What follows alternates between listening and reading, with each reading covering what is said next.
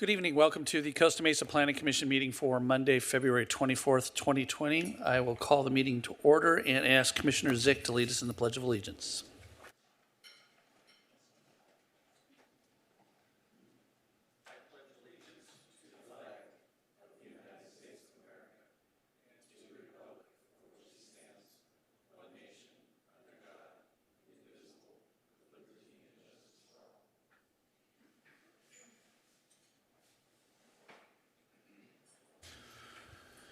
Thank you, Commissioner Zick. Julie, roll call, please. Chair Jericho. Here. Vice Chair Harlan. Here. Commissioner Colbert. Present. Commissioner Perkins. Present. Commissioner Russell. Here. Commissioner Torje absent. Commissioner Zick. Here. Okay, thank you very much. We have no announcements and presentations on the agenda tonight. This brings us to public comment. To ensure fair and equal treatment of all who appear before the Planning Commission and to expedite city business, speakers may be limited to 3 minutes during public comments to speak on any item within the Planning Commission's jurisdiction which is not listed on this evening's agenda. This time may be extended for good cause by the chair or majority vote of the Planning Commission. Yes, ma'am. Good evening. So the last time I was here, you all voted 7-0 to pass a sober living facility on the corner of Harbor and Adams. Guess what? You guys didn't do your homework. And you listened to the staff, no offense, because the staff does not have enough people to get at it, but you were wrong. And our mayor, Katrina Foley, that is totally opposed to out-of-control sober living facilities in our city, has pulled it up so it will be heard by the city council. The guy came up here and lied to you. Can't you tell when someone's lying to you? Other people noticed it too, and you guys all went for it, thought it was great. And I'm really freaked out that you did that, and I'm totally disgusted with you. And I kind of decided, well, I'm never coming again. They didn't do their homework. You didn't go over and talk to anybody. The guy lied to you. It's been shut down already, but it will come back, and you'll see. Why didn't you do your homework? Why did you listen to the staff? Where's Carla Navarro Words? She actually goes over and talks to people. Did any of you? No, you did not. So anyway, on that note, so I just came from the courthouse, federal courthouse. And once again, just like the sober living thing, that I spent a month and a half over there a year and a half ago with all the sober living nonsense. It's really fun to sit in a courtroom and hear lawyers lie. The state lawyer lied and the federal lawyer lied. And we all just sat there and it was a lie. But here's what I want the people of Costa Mesa, if anybody is frigging listening. Why did we have a publicly elected official who knew 24 to 48 hours before our congressman, our state assemblywoman, Cotty Petrie-Norris, our Harley Ruda, our congressman, and our mayor, who is fighting this tooth and nail, Katrina Foley? How come he knew about this and he didn't tell anybody? He didn't tell any public officials. Oh yeah, press that button because that's your buddy, Byron. You have another minute. Okay. Anyone else wish to speak to public comment? Okay, seeing none, we'll move on to Planning Commissioner comments and suggestions. We'll start with Commissioner Perkins. Thank you very much. So I wanted to thank Commissioner Russell for joining us on our last community bike ride. The donut ride was amazingly fun. And to Commissioner Torje for joining us on the prior ride. I also wanted to let folks know that our coming ride will be March 15th, and we will most likely be riding to the Kite Festival at the Huntington Beach Pier. Thank you. Thank you. Commissioner Zick. Thank you, Mr. Chairman. The one thing I'd like to comment on or provide a quick update to those who are interested in maybe following the progress of the small cell site ordinance. That's what I'm calling it. It's got a better name than that. It continues to get better and better with more and more engagement and review by the community, by staff, and by stakeholders. And I was particularly pleased to see 3 additional improvements made to that ordinance at the last council meeting, which would have been its second reading, scheduled as a second reading. Mayor Pro Tem Stevens made an addition to that ordinance that would provide for property owner notifications, a proactive notification of property owners who would be within a 100-foot radius of a proposed small cell site. And I think that is significant. Councilmember Marr made an amendment that increased the search radius to 750 feet, meaning that if a cell provider identified a location where they wanted to establish a site, if there were concerns about that particular location, what they also needed to do is provide information as to why any of the other possible locations within a certain radius, and that radius has now been extended to 750 feet, would not work just as well. And then the third change which was made, and this was made by Councilmember Guinness, and this was an important one too. People have been concerned about these being located in residential areas, and there have been a lot of different ideas that different people have had to try to prevent that or limit that. And Councilmember Guinness made an amendment that the nearest location of a small cell site to a residential home is either 25 feet, which is what the ordinance was proposing, or the height of the pole plus the small cell site tower, the equipment, which would be about 35 feet. So it essentially gained another 10 feet of separation as a minimum between any proposed small cell site and a person's home. So there have been community members that wanted a greater distance than that, but going from 25 to 35 I think was great. The thing that impressed me most about these changes isn't that these were all beneficial and responsive to the citizens who are concerned about this, but that each of these three changes came from different council members. And that's kind of the beauty of collaboration and getting more people involved. So I'm always pleased when people are here in the audience. I'm pleased when people show up to city meetings where they're trying to solicit input from residents, because that input really matters. And I think it was evidenced here at the recent council meeting. So thank you, Mr. Chairman. Thank you. Commissioner Russell. I just want to remind everyone that if you're interested in being part of a city committee, you can go on the city website and see the committees that need members and fill out the application. And I think that they'd be happy to consider you and participate in decision-making in the city. So thank you. Thank you. Commissioner Colbert. Just a couple of quick comments. Just remember, this is an election year. March 3rd is primaries, and we have an important thing on the ballot with Prop 13. So I know we talk about a lot of infrastructure related to municipal facilities, but it's important that we also think about children and the schools that they are educated in and their learning environments. And so that's a big thing that's on the agenda. Want to encourage you how to vote, but I encourage you to read more about Proposition 13, formerly AB 48. And also my mom, who is watching tonight. Today is a special day for her. It's her birthday, so happy birthday, Mom. And that's all. Great. Thank you, Vice Chair Harlan. Thank you, Mr. Chair. I know this will be mentioned later by Mr. Curtis, but I'll take the opportunity now so we can beat people over the head with it. There's a study session in the City Council tomorrow.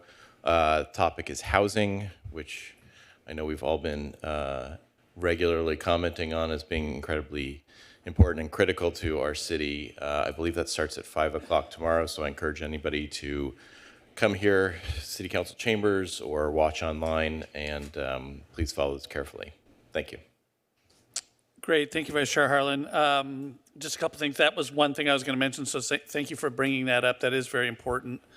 And we are entering a planning phase for the city relative to the housing element that I think is probably going to be more significant than previous cycles of RENA than probably in the last 20 or 30 years. So I would encourage the public to come to that.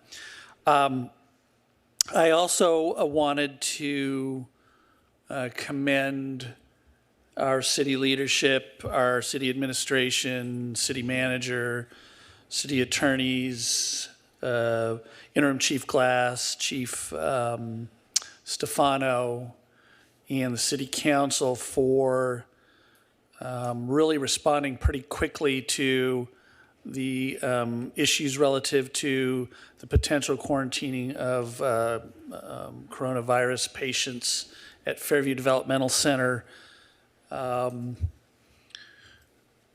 As we'll learn later, as actually Ms. Parker mentioned during her public comment, and Mr. Preziosi will report out in his city attorney report, we had a fairly favorable decision from the judge today that kind of keeps the process moving, where conversations need to happen with the city and the state and federal stakeholders involved. But it just reminded me that leadership is also doing, being aware of what may be happening in your city that you may seem is out of your control, but that doesn't mean you don't push the levers and do the hard work and immediate work you need to do to get people's attention to say, we need to be part of this process. So I just wanted to commend the city leadership for working very hard over a few number of days and into the weekend to achieve what so far has been a favorable result, but we'll see how it comes out in the end. And then finally, I wanted to thank Vice Chair Harlan for filling in for me at the last meeting. I had some business to attend to down in San Diego, so thank you, Jeff, for taking up the mantle of the last meeting. And with that, we have no consent calendar items tonight, so we'll move to public hearing item number 1. Julie, please. Public hearing item number 1. Planning application 19-25 is a request for a conditional use permit to allow modified operation of an existing church use, Saddleback Church, with a deviation from parking requirements at 1901 Newport Boulevard.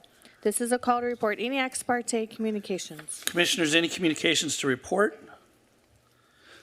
Okay, seeing none, Mr. Arias, the floor is yours. Thank you. Good evening, Chair, Commissioners. Justin Arias, Assistant Planner. As Julie described, the project before you is a request for a conditional use permit to allow the continued operation of Saddleback Church, including a request to deviate from parking requirements, the addition of Suite 151 as an administrative office, and modified hours of operation. The subject site is located on the northwest corner of Newport Boulevard and West 19th Street at the terminus of the 55 freeway. The property is zoned PDC, Planned Development Commercial, and has a general plan land use designation of Commercial Center. The project site is developed with a 3-story building and single-story building with a total of 133,556 square feet of building area.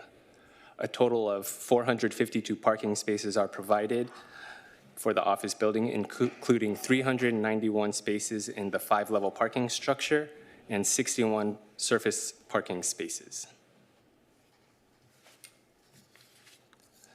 The existing church activities include the existing assembly and worship hall in Suite 100, religious education in Suites 177 and 261, and administrative offices in Suite 271A.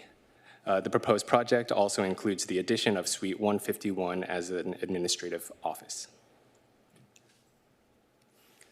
The original conditional use permit was approved in December of 2014, and at the time of the original approval, Turnip Rose was operating a full catering and event facility located on site, and there were initial concerns whether sufficient parking exists on site to accommodate the 2 uses. The applicant at the meeting had indicated that their lease was for 2 years because it was a temporary space for the church, and the applicant had agreed to operate the church for 2 years and was required to reapply for a new conditional use permit after 2 years. Subsequently, a conditional use permit was approved in March of 2017. Again, the applicant agreed to operate the church for 2 years and was required to reapply for a new conditional use permit after 2 years if the church desired to continue operation at this location. As of July 2017, the banquet event facility is no longer in operation at this location, and the applicant is proposing the following operational modifications. Expanded hours of ministry services during weekday evenings, addition of Saturday services, expansion of Sunday services, addition of children assembly during afternoons and evenings, as well as the addition of the new administrative office in Suite 151. The table on the slide provides a summary of the church operations, which is also provided in the agenda report. With the original application in 2014, LSA completed a parking study and circulation analysis to evaluate parking and circulation conditions associated with peak church attendance in conjunction with weekend events at the existing banquet events facility. The parking study determined that the church use generates an average vehicle occupancy of 1.7 persons per vehicle, and staff had applied that 1.7 rate to the proposed modifications. Based on the existing tenant mix and the proposed church modifications, a surplus of parking exists. The table on the slide is also provided in the agenda report and shows the peak church parking demand based on the LSA study and average vehicle occupancy, and also provides the parking demand based on the current tenant mix as well as the parking supply for the various times. Traffic circulation analysis evaluated the church's impact to existing traffic conditions, which concluded that major intersections would still operate at an acceptable level of service with the additional traffic generated by the church. The study also recommended parking management measures to ensure no spillover to the public streets and have been included with staff's recommendation. The proposed modifications don't alter peak demand for the church, and the proposed modifications don't increase the intensity of use on site. Therefore, an update to the study was not needed. Staff recommends approval of the request because the church use would be compatible with the existing office uses. All uses would be conducted within the suite and should not generate noise or other effects detrimental to the surrounding uses, and the church would operate during off-peak times from the existing office uses.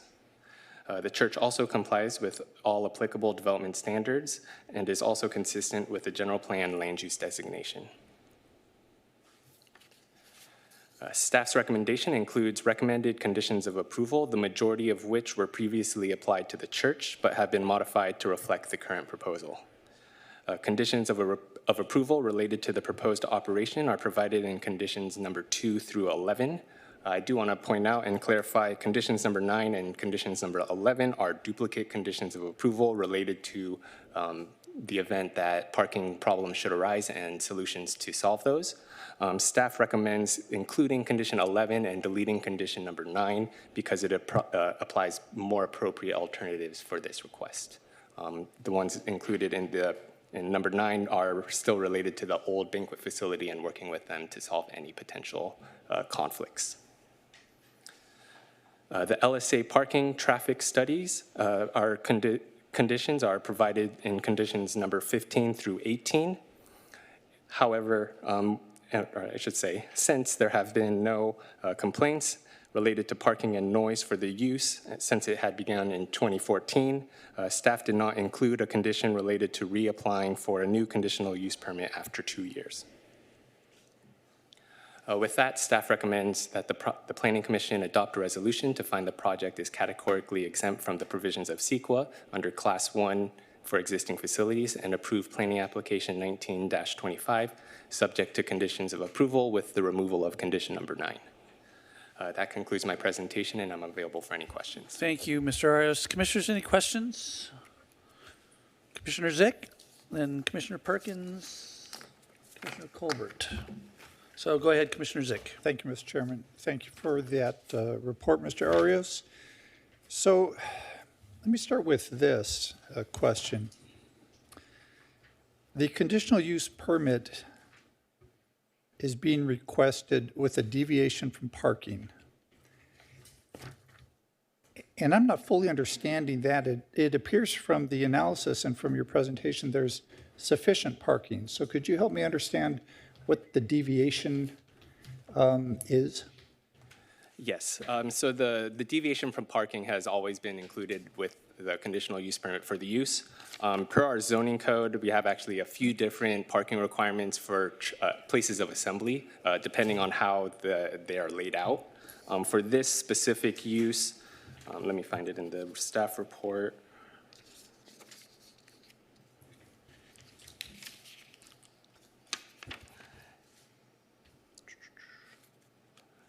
So in page 5 of the staff report in the bullet point list, the last bullet point discusses the parking requirement for places of assembly, which is 1 space for every 35 square feet of seating area.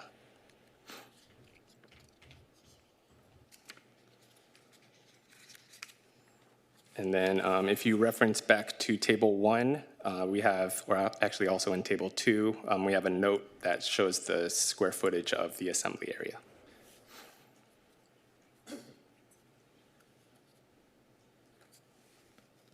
Okay, so I didn't go through the math. So I see the information. I didn't go through the math to do a calculation. So the idea that there's 452 spaces provided,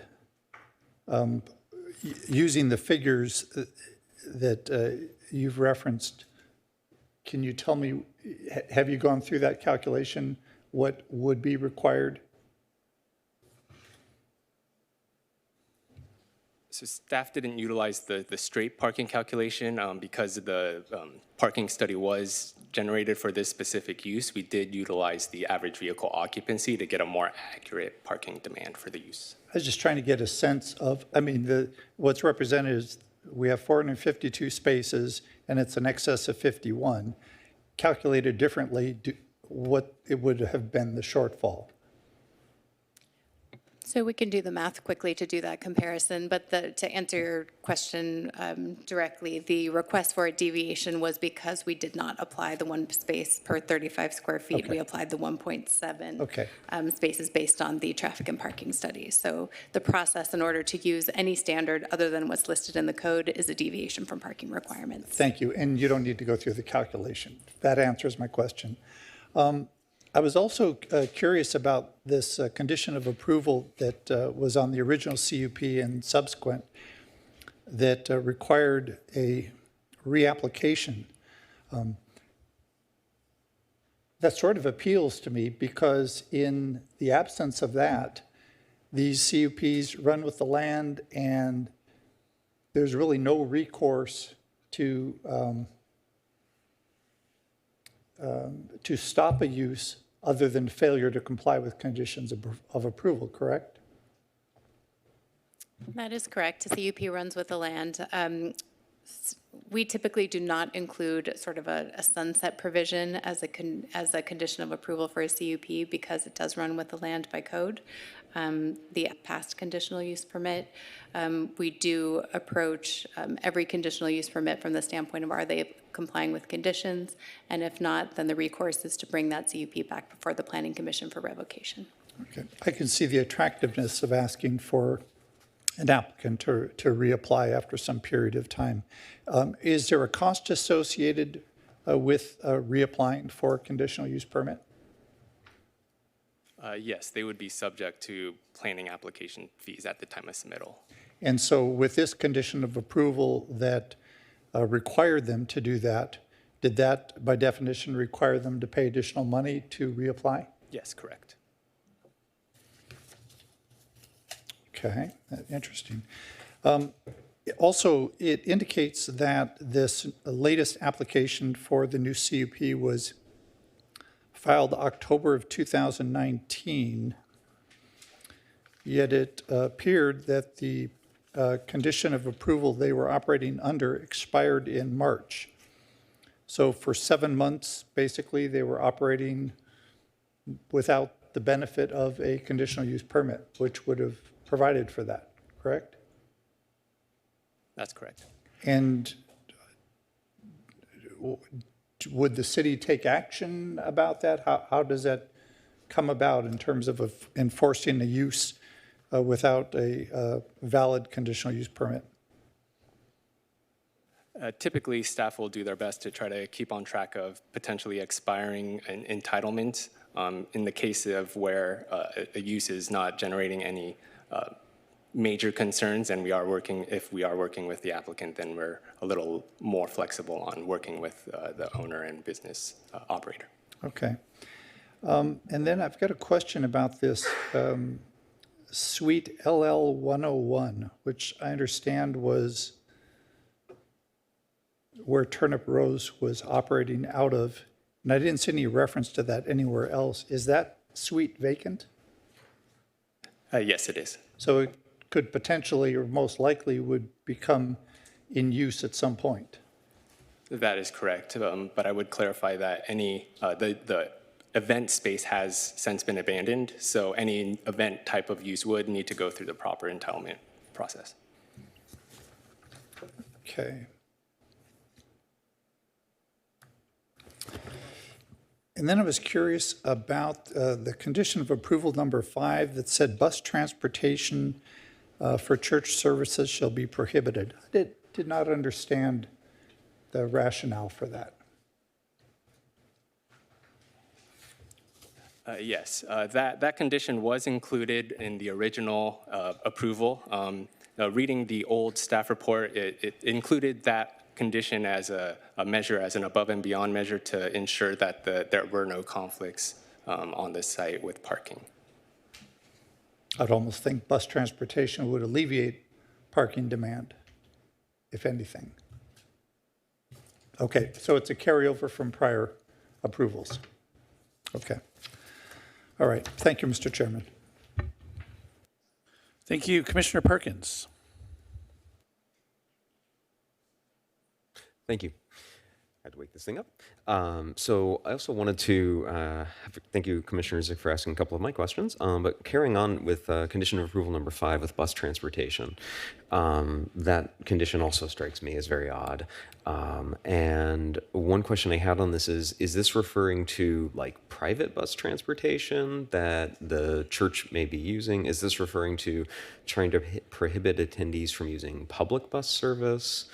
It seems very vaguely worded to me. Yeah, I believe at the time it was to try to have a little more control over the vehicle trips that would be coming to this, or not vehicle trips, but how people would be coming to and from the site. I believe there was also some concern with a potential bus stop location. I think the original staff report did mention that the bus stop that's in that little weird center island area was abandoned and not being utilized. So I think that was also played a factor into why they had that condition of approval included. Okay. Do we know if that bus stop is currently operational?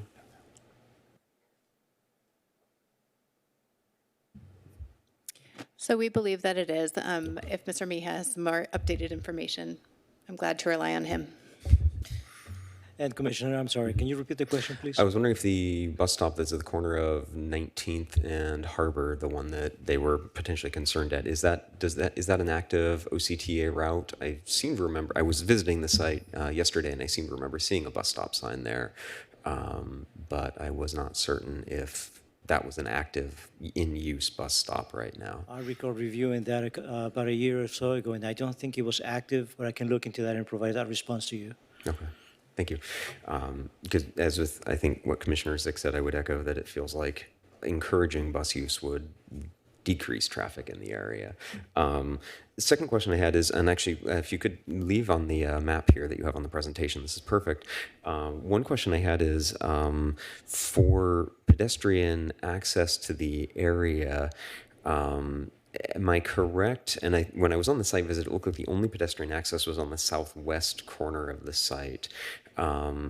Is that, I guess one question I would have for staff is that currently correct that all pedestrians are supposed to enter through that southwest portion? And this may be a better question, I think, for the applicant to ask about pedestrian access, but. Yeah, I believe it'd be a more appropriate question for the applicant. Okay. And I also would wonder with the city engineer also thinking in terms of reducing traffic, the crosswalk on the northern side of the 19th and Harbor intersection. I was walking that to attempt to sort of walk there from the neighborhood. It appears there is no crossing and there is pedestrian traffic is banned from crossing on the northern side of that intersection at 19th and Newport, excuse me, thank you. So at 19th and Newport, it looks like the northern side of that crosswalk, there is no leg of the crosswalk there. Is that under a city's jurisdiction? Is that something that could potentially be changed? So that particular intersection is within Caltrans jurisdiction, and they manage and design the improvements that are implemented within that intersection. Okay. Yeah, it seems like that walking it, it's a very big detour. And so trying to, again, if we're trying to encourage people, it seemed like it would be nice to have a crosswalk there, but a different venue probably. And I think that was all my questions. Thank you. Mr. Chairman, Yes, Mr. Curtis. in response to the question about the bus stop, that stop for bus route 43 is an active stop. Did you say active? It is an active Okay. stop according to OCTA. Okay. Commissioner Colbert. Okay, just one question. Can you go to slide 12, Justin?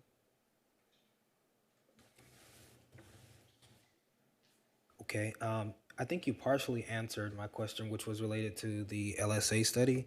But I have a couple of questions as to when we would update or when we typically update parking studies, since as Jennifer stated, we are leaning on that 1.7, which is the deviation from the code. What justification did we use to not update that study since we're leaning on information from 2014, I believe? So the original parking study took a look at the peak demands for for what the church would generate, because they weren't proposing to increase the peak. That's one of the reasons. In addition, the proposed modifications were outside of the peak demands for traffic as well, so that was also another factor. Okay, so typically, how often do we update parking studies? Is that a requirement? We will update a parking study when there's a substantive change to the basis for that study. In this particular case, the 1.7 factor was a use-specific parking factor, and we didn't, based on the use, it's substantially similar. As Justin indicated, there's not a change in sort of the peak demand or the peak use, so it's really updated on an as-needed basis based on staff's evaluation of change factors. So there was just not a material difference which would justify an updated study? Correct. Thank you. Anyone else? Vice Chair Harlan, Commissioner Russell, any questions of staff? Okay, I have a couple. And one is to follow up actually a little bit on Commissioner Colbert's question. I had that same curiosity that we're kind of sticking with the 1.7 average vehicle occupancy identified in the original LSA study.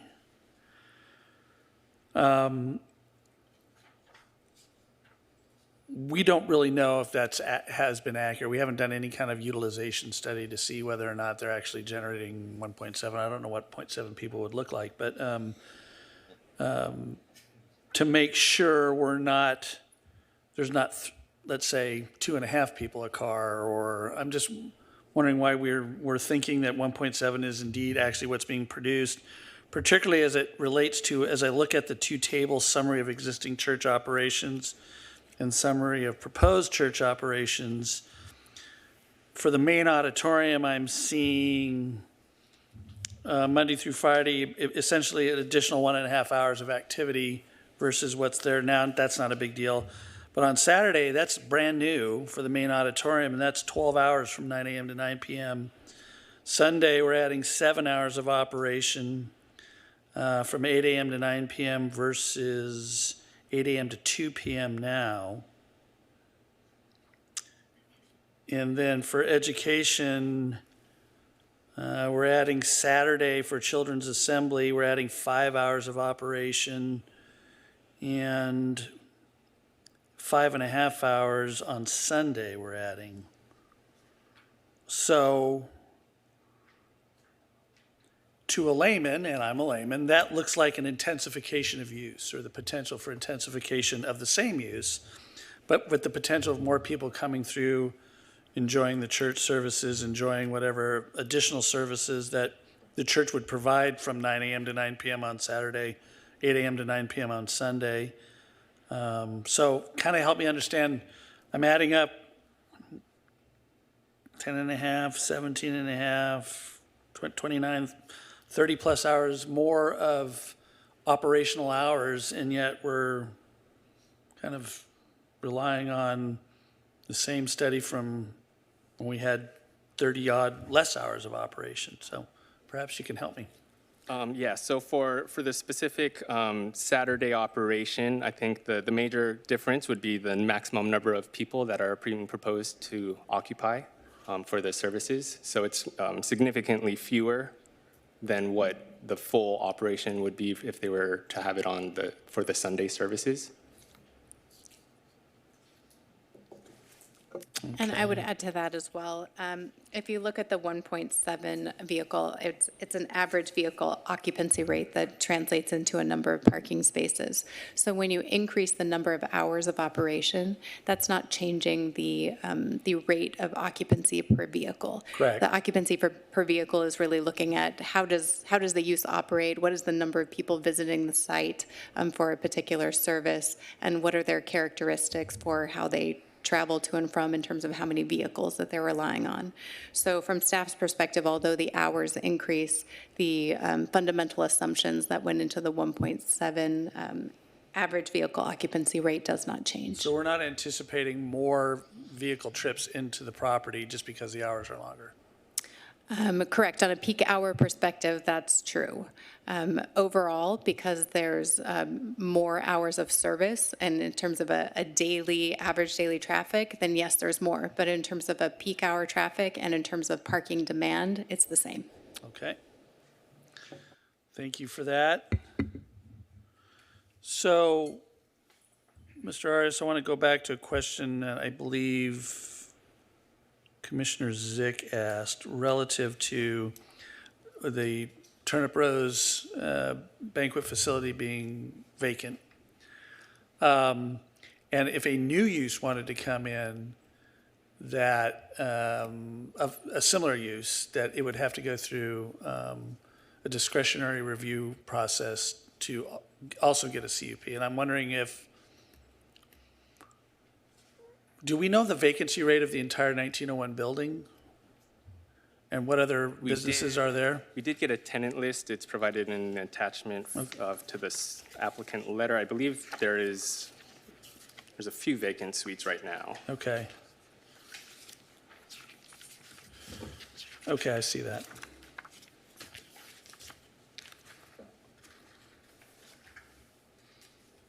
I think that's 10 tenant spaces I counted. Right. Okay, I see it. Okay.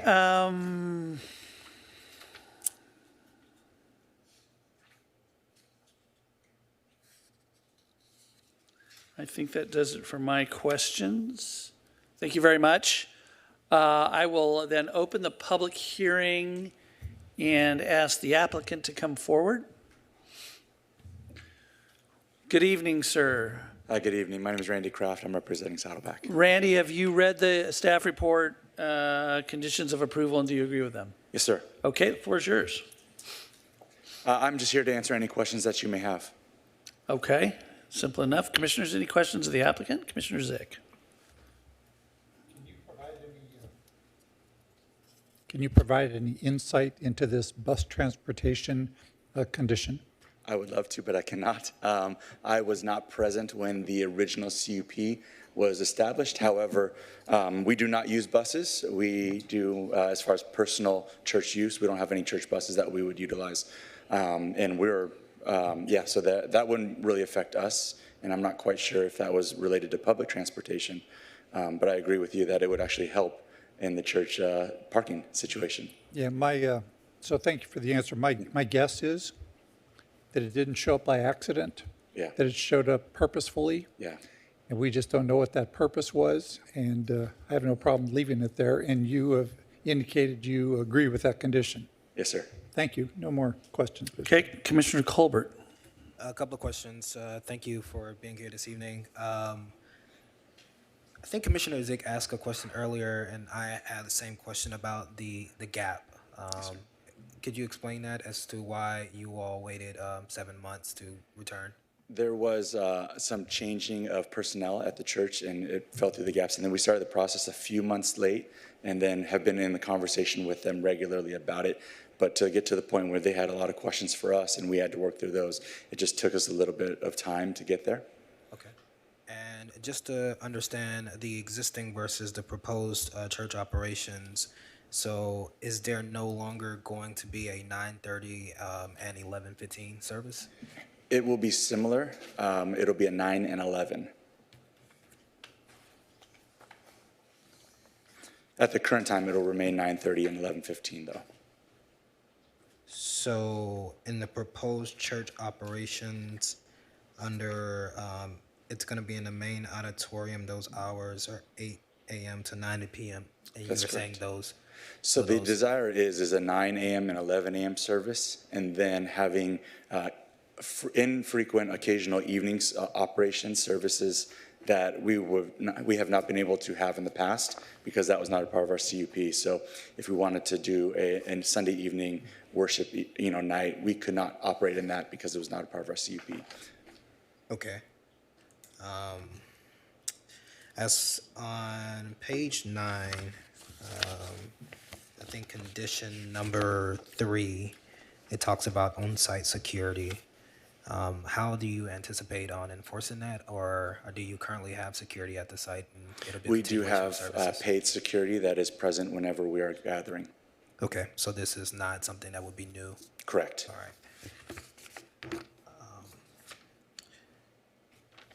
I guess my last piece is I'm a bit uncomfortable with the 1.7 persons per vehicle, even though based off of staff's recommendation. Would you be opposed to conditional use permit for an additional 2 years? Similar sir. to those, you would be opposed to it, or? Oh, no. You would not be opposed to that? Correct. Okay, thank you. Okay, Commissioner Perkins, and then Commissioner Russell, will you have any questions? Okay. Thank you.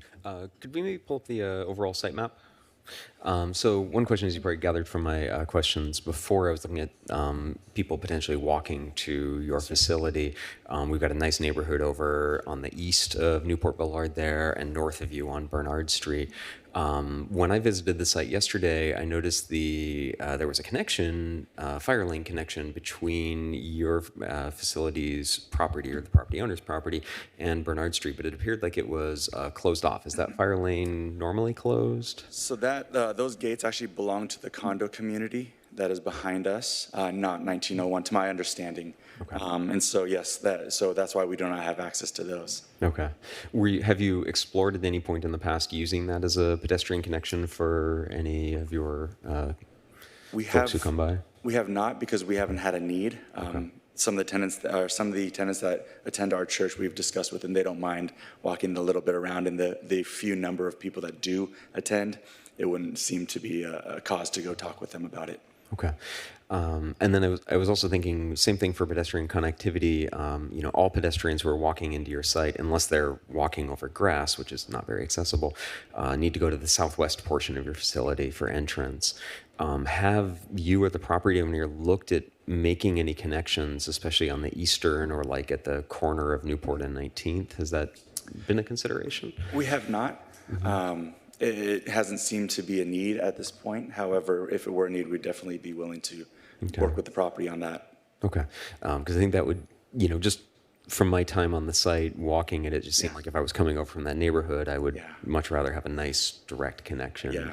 We walk that as a staff quite frequently, and we do have to make the little L. But it's one of those things where we don't feel it was much of an inconvenience, and the frequency of people that do walk, again, hasn't been of an issue. Okay. And then last thing I was wondering about is bike parking. I noticed you have some bike parking in the back. And I was, one thing I had noticed is that the style of bike rack that is there is actually rather unfriendly for bicyclists to lock. It's what's colloquially called a wheel bender. And so I was wondering if there was a potential to maybe work with our transportation department to find a more suitable bike rack design. The property installed that bike rack, and I would be happy to champion that with the property if you would like. Great. Thank you very much. That is all of my all my questions. Thank you. Okay, thank you. Commissioner Zick, you had an additional question, and then Vice Chair? I did, thank you. Okay. Randy, I'm assuming that these proposed operations are exclusively for Saddleback Church? Yes, sir. And my question related to that for staff, if Saddleback Church at some point had an inquiry from another church that wanted to take advantage of some of this capacity and wanted to hold their services or functions there, would that be allowed under this CUP?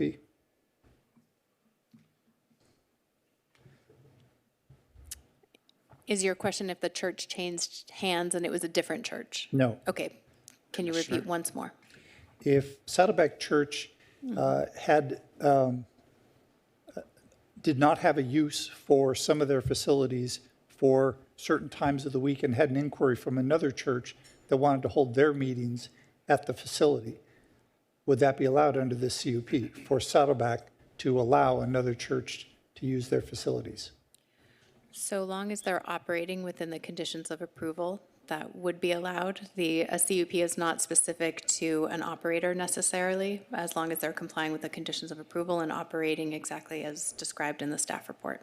Okay, thank you. Commissioner, this may help as well. Saddleback does not allow other churches or as part of our legal and our human resources stuff. We don't actually let other occupants use our facility. It has to be all Saddleback Church. Okay, thank you, Randy. Thank you, Mr. Chairman. Okay, Vice Chair, do you have any questions? Okay, so I have, if we could leave the site map up. So, sir, we received an email late this afternoon, and I want to pull it up, from a Jen Cruz. She's on the board of the Pacifica Homeowners Association, which is the condominium project just north of your property at 401 Bernard. So from a reference point, I just want to ask staff, if we're looking at that aerial view of the presentation, the access road on the western edge of 1901 that runs from 19th on up to the 401 Bernard, you see what I'm, kind of takes a little jog. Is that road all private, or when does that road become a private road subject to HOA rules of 401 Bernard? So I believe it is subdivided as a private road. There are signs up that only allow access for residential. That actually leads to the residential parking side of the parking structure, and then the normal commercial parking is from the east side of the property. So my concern is that Ms. Cruz has sent us an email that came in at 3:18 expressing concerns about the application because of ongoing parking issues they're having on that road. She cites several cars that are parked there during services and or obstructions like bounce houses, snow and bay hails, and other carnival type apparatus during the church's weekend events.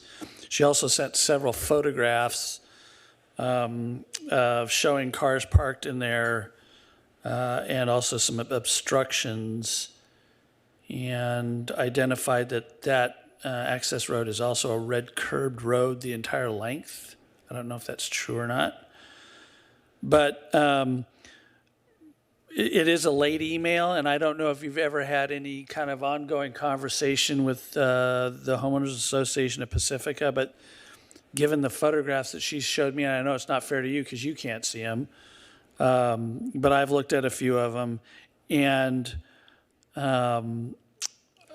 I have a little bit of a concern that given the deviation we're talking about relative to the normal parking standards, that we're starting to spill over. I have no proof of that other than this email and some photos, but I have some concerns about it.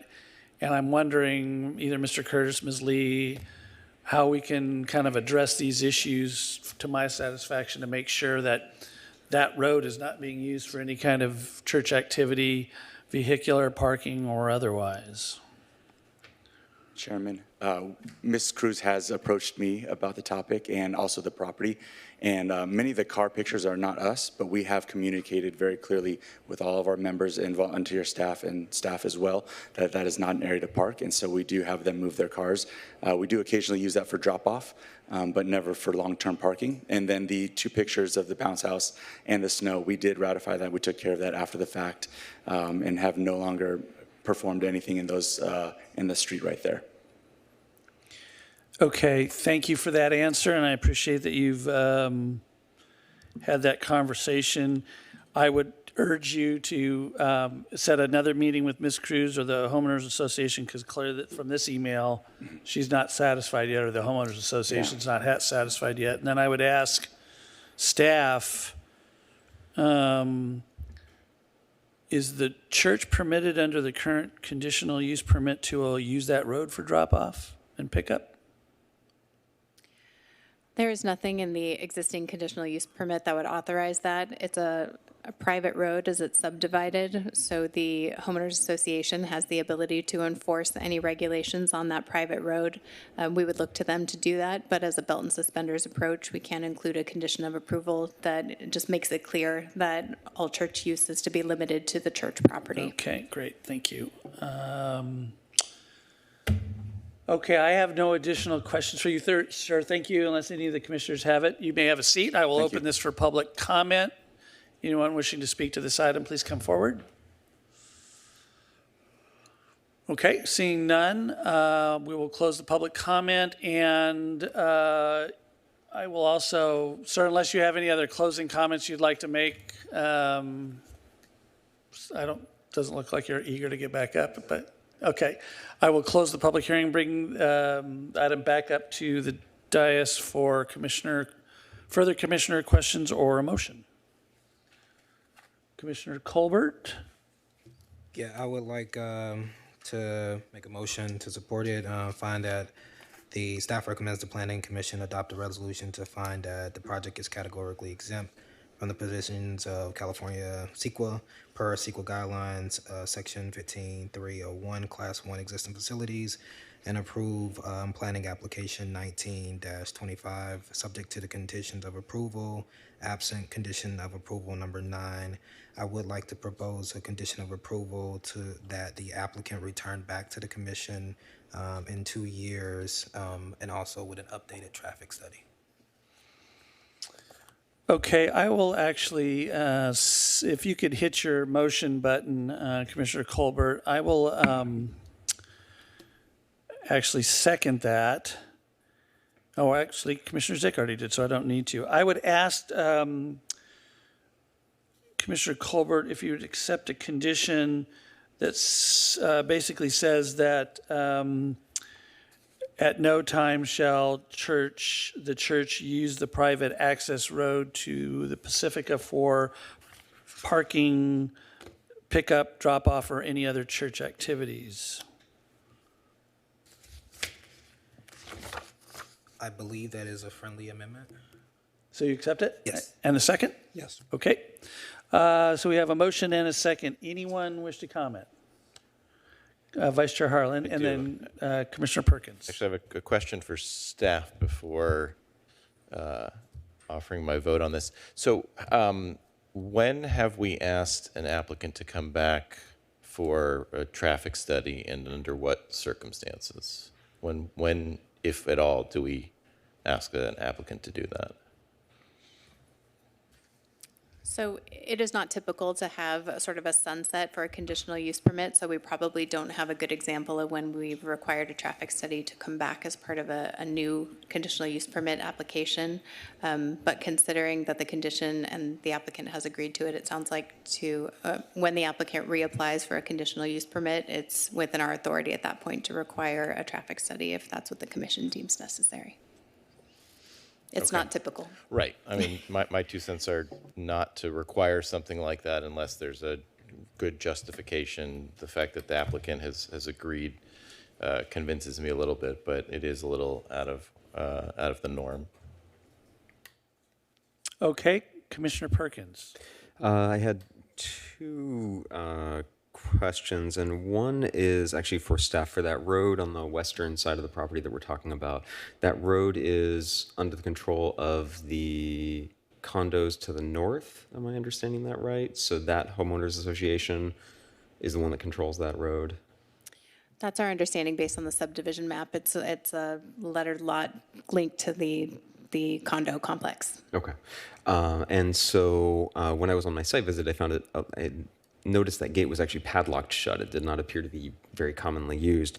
So one thing I had a question on for the potential amendment, for the amendment to restrict church use of that road is potentially to say something like they can not use that road as an activity space unless the homeowners association agrees to it or something like that. So if they want to do some big community event, it seems like if they're the ones who control it, maybe let the homeowners association say that. Would that be something that would be doable?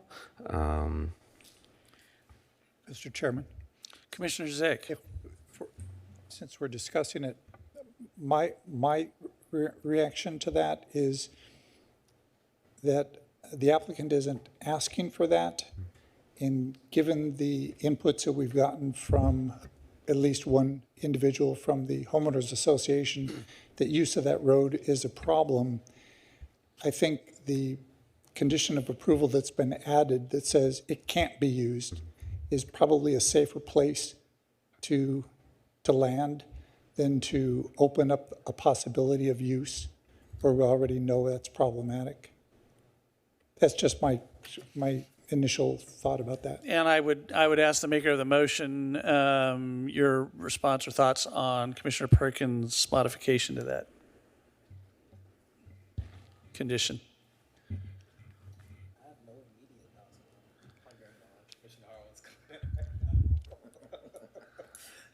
Okay. So, well, if I can help, and this is only my observation.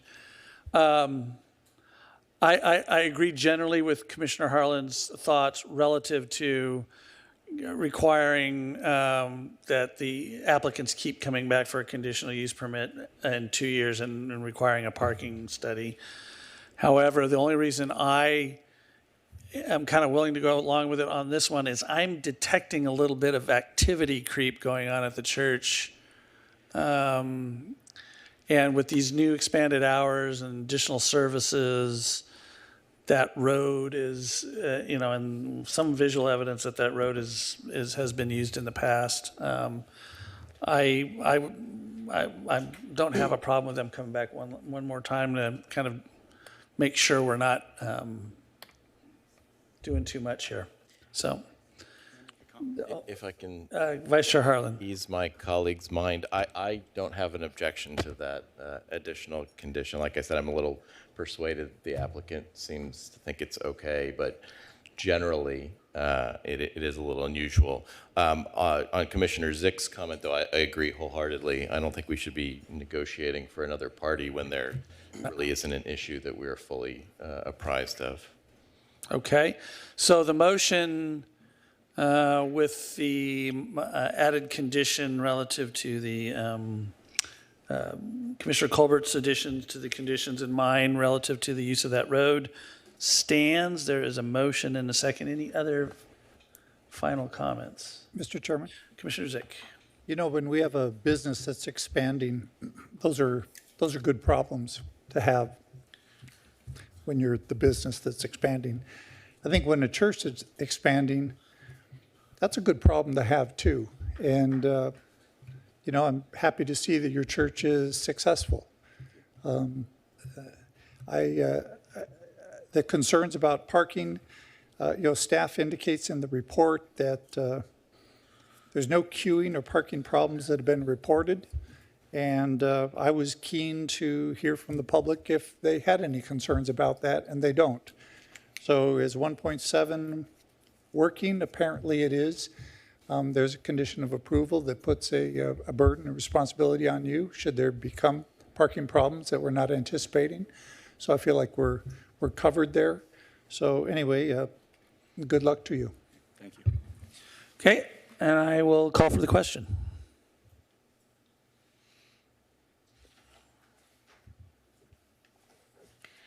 That motion carries 6-0 with Commissioner Torje absent. Okay, thank you, and that decision is final unless appealed to the City Council within 7 days. Thank you.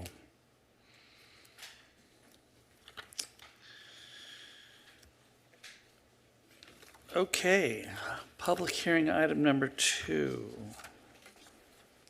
Public hearing item number 2, planning application 19-23 is a request for a design review for a 2-unit small lot subdivision residential development at 1923 Church Street. This is a call to report any ex parte communications. Commissioners, any communications to report on this item? Okay, seeing none, Mr. Glupos, the floor is yours.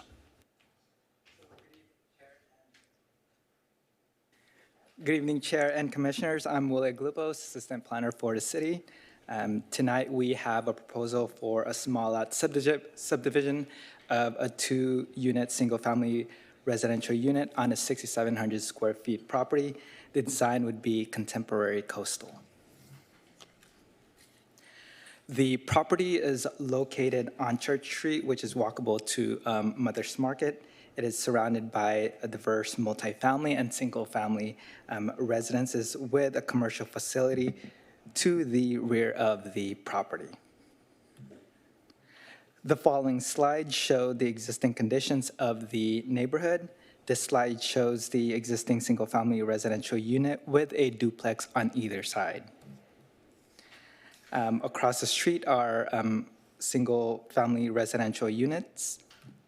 On the same block, we also have a project that has leveraged the SLO development.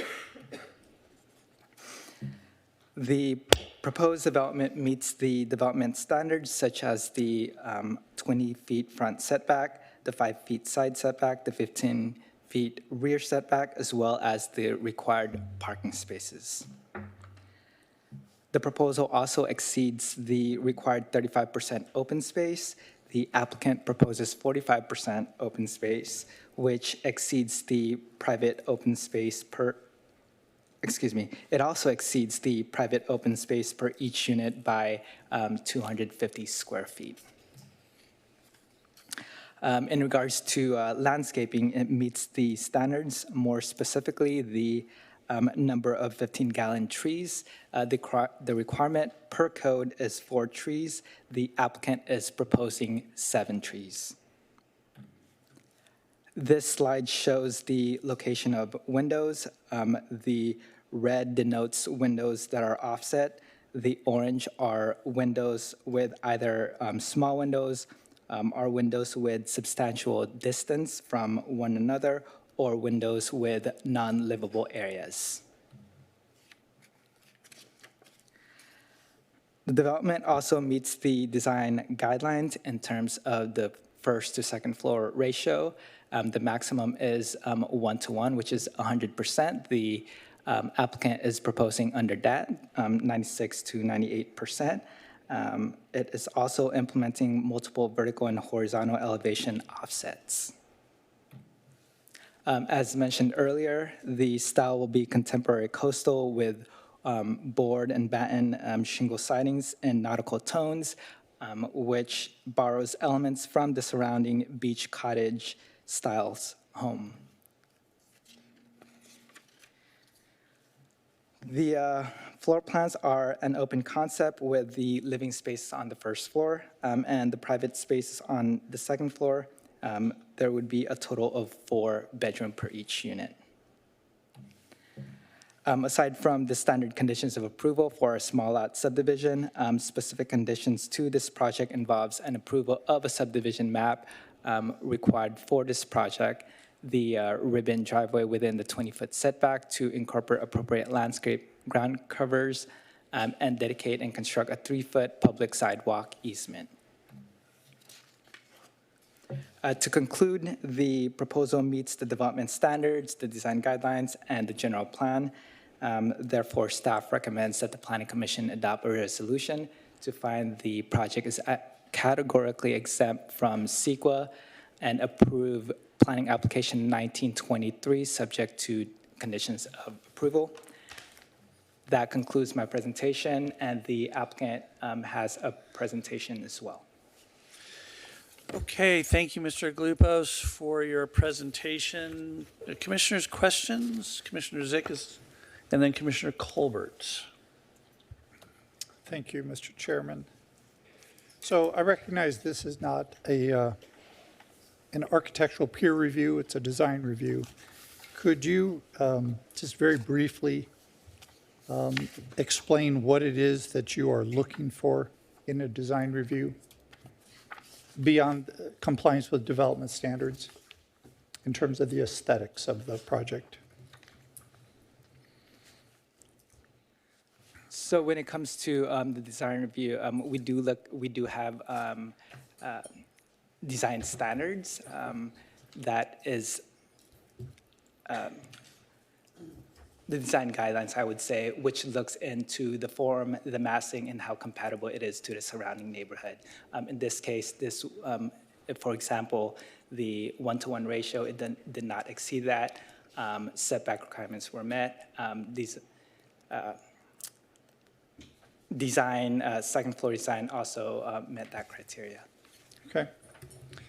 I was curious about a note that's on page 6 of the staff report. It indicates that the small lot ordinance requires at a minimum that CC&Rs be recorded. But then there's this reference to a requirement for a maintenance agreement. Could you explain to me what that is specifically and why that isn't necessarily part and parcel of a CC&R? Sounds as if that's an additional requirement. I'm wondering what drives that.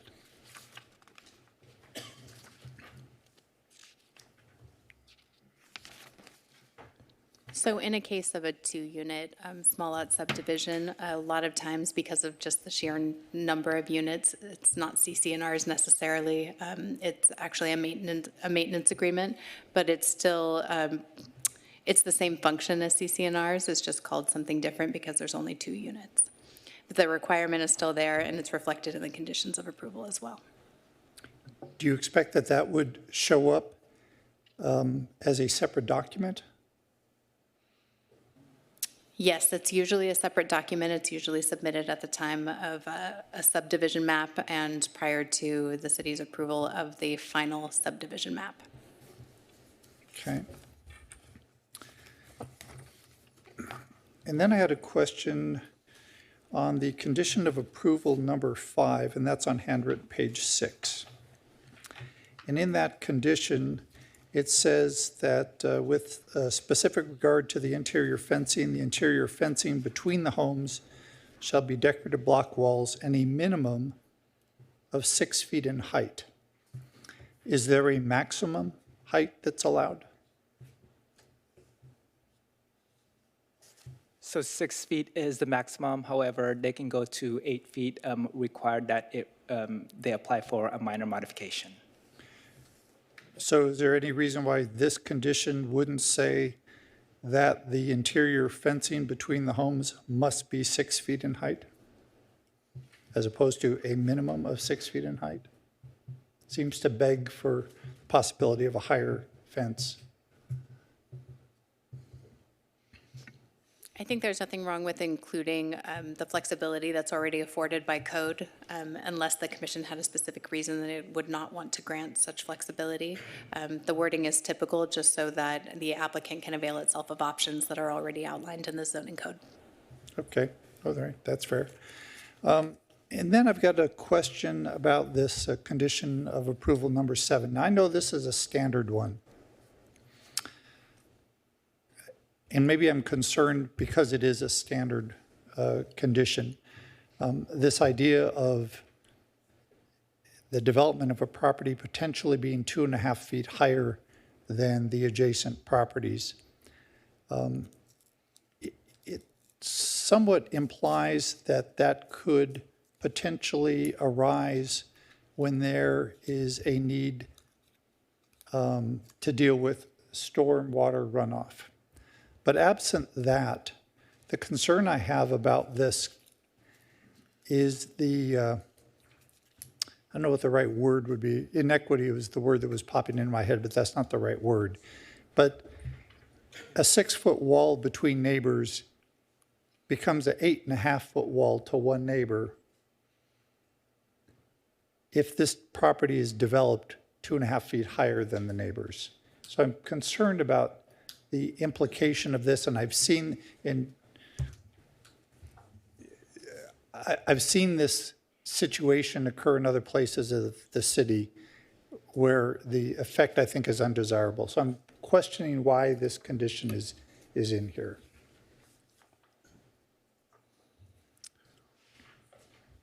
Mr. Curtis or Ms. Lee? So I believe the condition you're referring to has to do with the shall not exceed 30 inches, is that correct? Yes. Above the finished grade? Yes. Okay, so this is something that is a standard condition of approval. It's something that we include in every project condition that has any potential to have any grading on the site. What it's intended to do is limit the amount that an overall grade of a site can change so that there's not sort of a manipulation of the finished grade, so to speak, in order to take advantage of sort of a building height development standards, for example. So it's intended to be a limitation to ensure good actions. Mr. Chairman, one other thing I would add to that is in certain circumstances, depending on where the property is located in the city, there is the potential for floodplain issues with new development that needs to be raised up to keep it out of the floodplain, and that's where essentially where the 30-inch number comes from.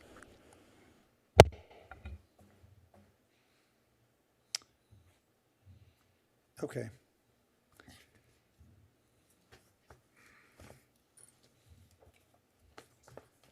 I'm still concerned about it. I think you know what my concern is, but I understand your explanation.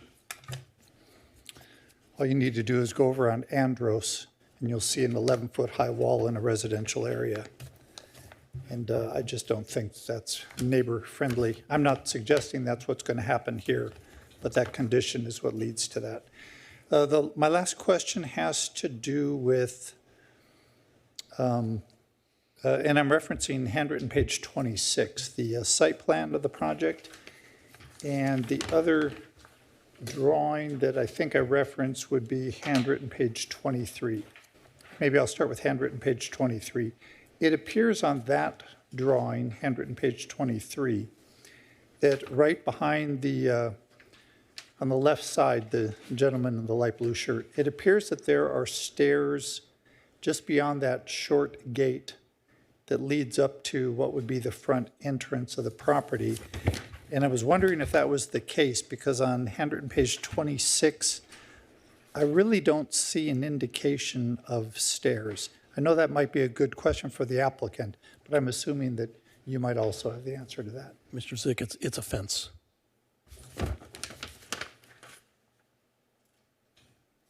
So I see a white fence, but between the black fence and the white fence, I see some horizontal. The white louvers back there is a fence. No, I see that, I Okay. recognize that, between that and the black fence. Commissioner Sick. I see what you're talking about. Right there.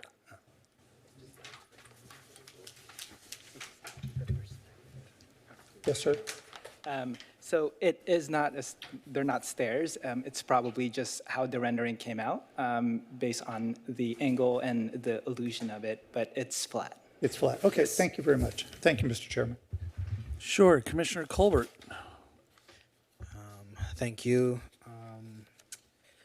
Couple of questions. I don't believe any of them are material right now, but as it relates to, I wanted to understand the future land use of this area for a reason.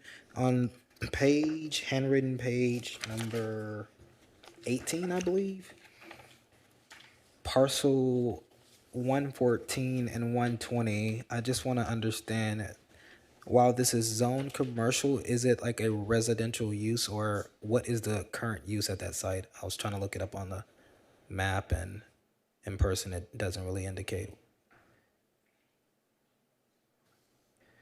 It's R2MD. We're talking about 1923 church, right? Yes. Yes, it's R2MD, medium density. Okay.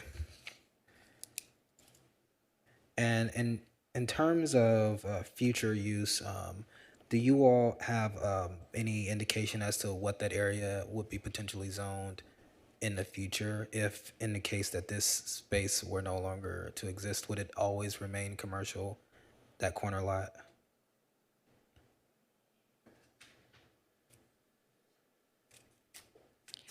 We might be talking about two separate properties. Are you talking about the corner lot on, it's 1900? Yeah, it's, I'm looking at the, on handwritten page number 18, it's labeled parcel 114 and 120.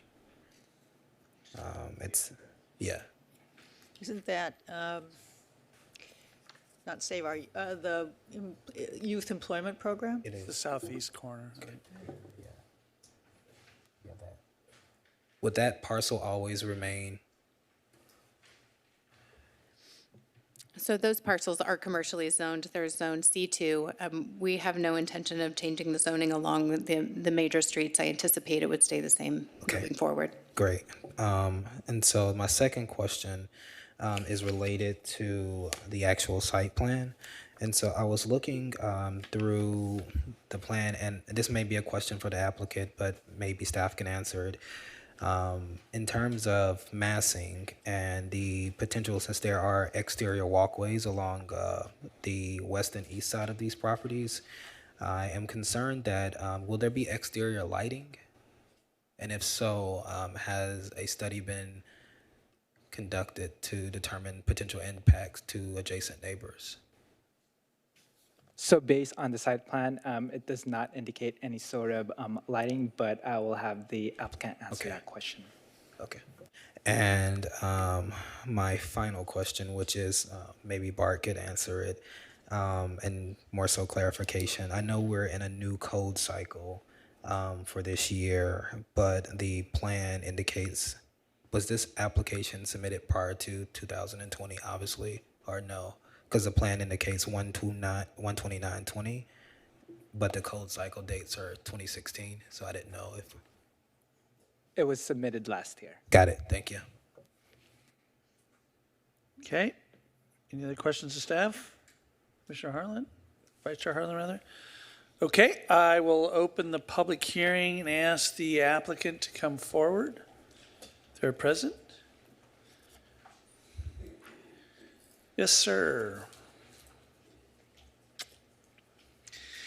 If you could give us your name and for the record, and also let me know if you have read the staff report and if you agree with the conditions of approval. Yes, my name's James Heiston. My wife, Della. I see some new faces since the last time we've been up here, but my wife tried to send to the council one of our projects that we did on 767 West 18th. If you remember that project, it was really dilapidated, and we built 3 single-family residents, and we put a gated community. So I would encourage you, all of you guys, to drive down 18th Street and look for the Ocean Swoon gate that's in the front. We've got a private security gate. You have to be a resident to live there. It keeps track of who goes in and who goes out and all of those things. So I think that's a pretty good idea of what we can do.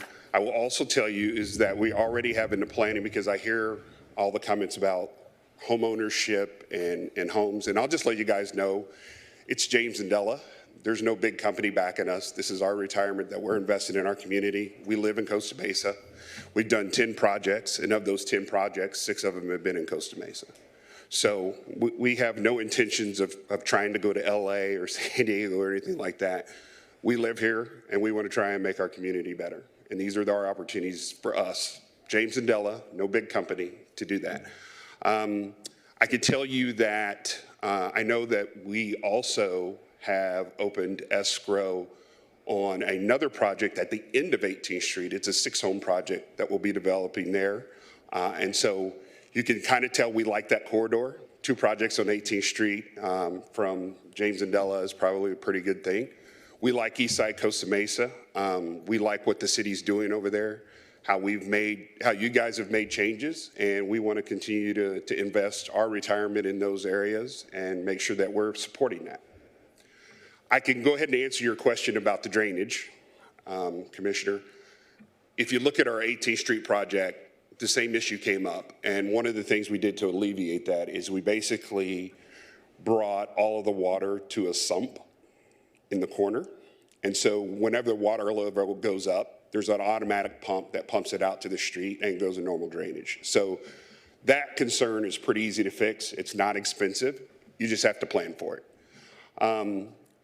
I heard you're concerned about the 8-foot wall, and I happen to live on Oahu Place, so I know where you're talking about on Andrews. And with a development of this, and I hate to say this, but I would turn your attention to, and you guys write this down, if you guys go and Google 623 13th Street and 625 13th Street in Huntington Beach, you'll see it's our most recent project. And there's a way to do the 6-foot tall wall. What we did is we did a 6-foot tall wall and we stuccoed it smooth, so when someone touches it, it's not gonna be rough or anything like that. But I'm just telling you, it works out really well. And with the placement of the windows, we can really mitigate vision in and out. Huntington Beach has the same exact policies that you guys do when it comes to that.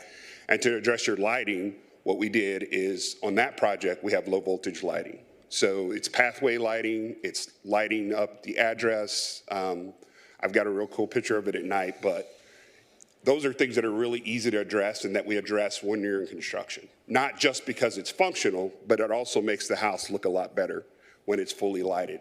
And when I say pathway, when you have a pathway light, it's not projected up to where it's shining in someone else's house, like my neighbor I have right now. So I'm very sensitive to that. Okay. Do you have any questions of the applicant, commissioners? I don't. Like I No, said. we're going to ask you questions. Okay, you're going to ask me questions. That's right. I think we may have some. Okay, Vice Chair Harlan. Okay. Well, thank you, James and Della. Obviously, as staff reported, you meet all the development standards, and that's pretty clear here. My main concern has less to do with the architecture, which I think is actually very pleasing. There's good articulation. I think it has a good relationship and proportionality.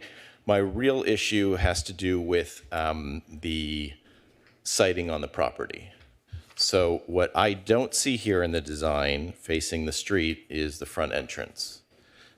You enter on the sides for both lots. And that gives me a little bit of pause because that's not really the traditional pattern in this area. So I just want to ask you about how you came to that design decision. Well, so Bryce Sigourney is the architect here, but where we kind of picked that up, and if you guys look at those addresses in Huntington Beach, we utilize that same exact type of entry. And what it allows you to do is give you privacy all the way out to the road between both houses. And so when you enter on this side, you've got a wall. You're entering in a private area, and when the person's on the other side, you've got a 6-foot wall. You're entering into a private area. That's the whole thought behind it. Okay, and I understand that. I mean, I'm not going to debate. We'll have some comment among commissioners, but I mean, my perspective is it's a traditional 1940s, 50s land use pattern here, which is usually a detached garage, and you've got your small bungalow up front. And I think there's some value in maintaining that. This would be the very first development on this block that really is 2 stories like this, small lot subdivision. There is one at the corner on Walnut. I know, I'm familiar with that. But that's a single family house that fronts on both sides. So it's a little bit of a different dynamic here. I'll share with my commissioners later some of my concerns, but I don't want to take all of our time here. Okay, commissioners, any other questions of the applicant? Okay, thank you, sir. I will open this for public comment. Anyone wishing to come forward and speak to this item, please do so.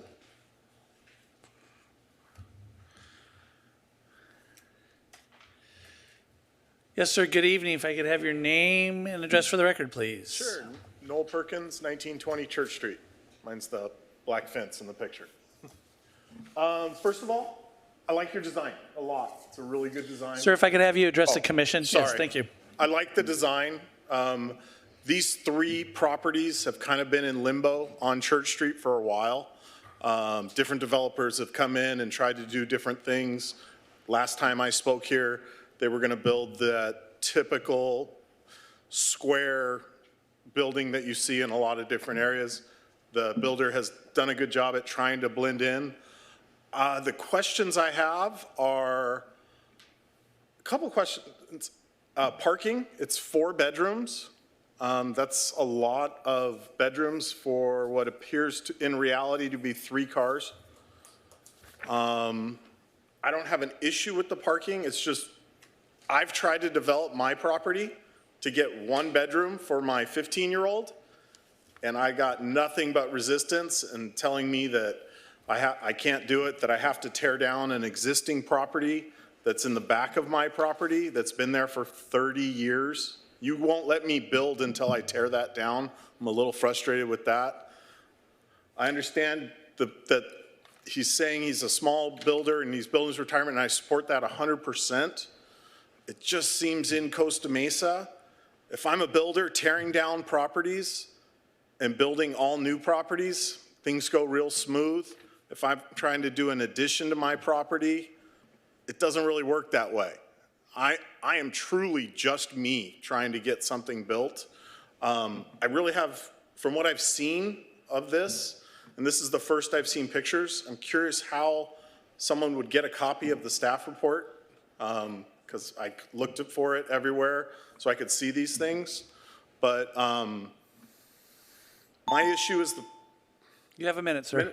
my issue is the parking, however he'd like to address that, and the difficulty for me as a homeowner, just single homeowner, to build on my property just to add a bedroom. It's been frustrating for 4 years now, and I spoke to you guys about it like a year ago.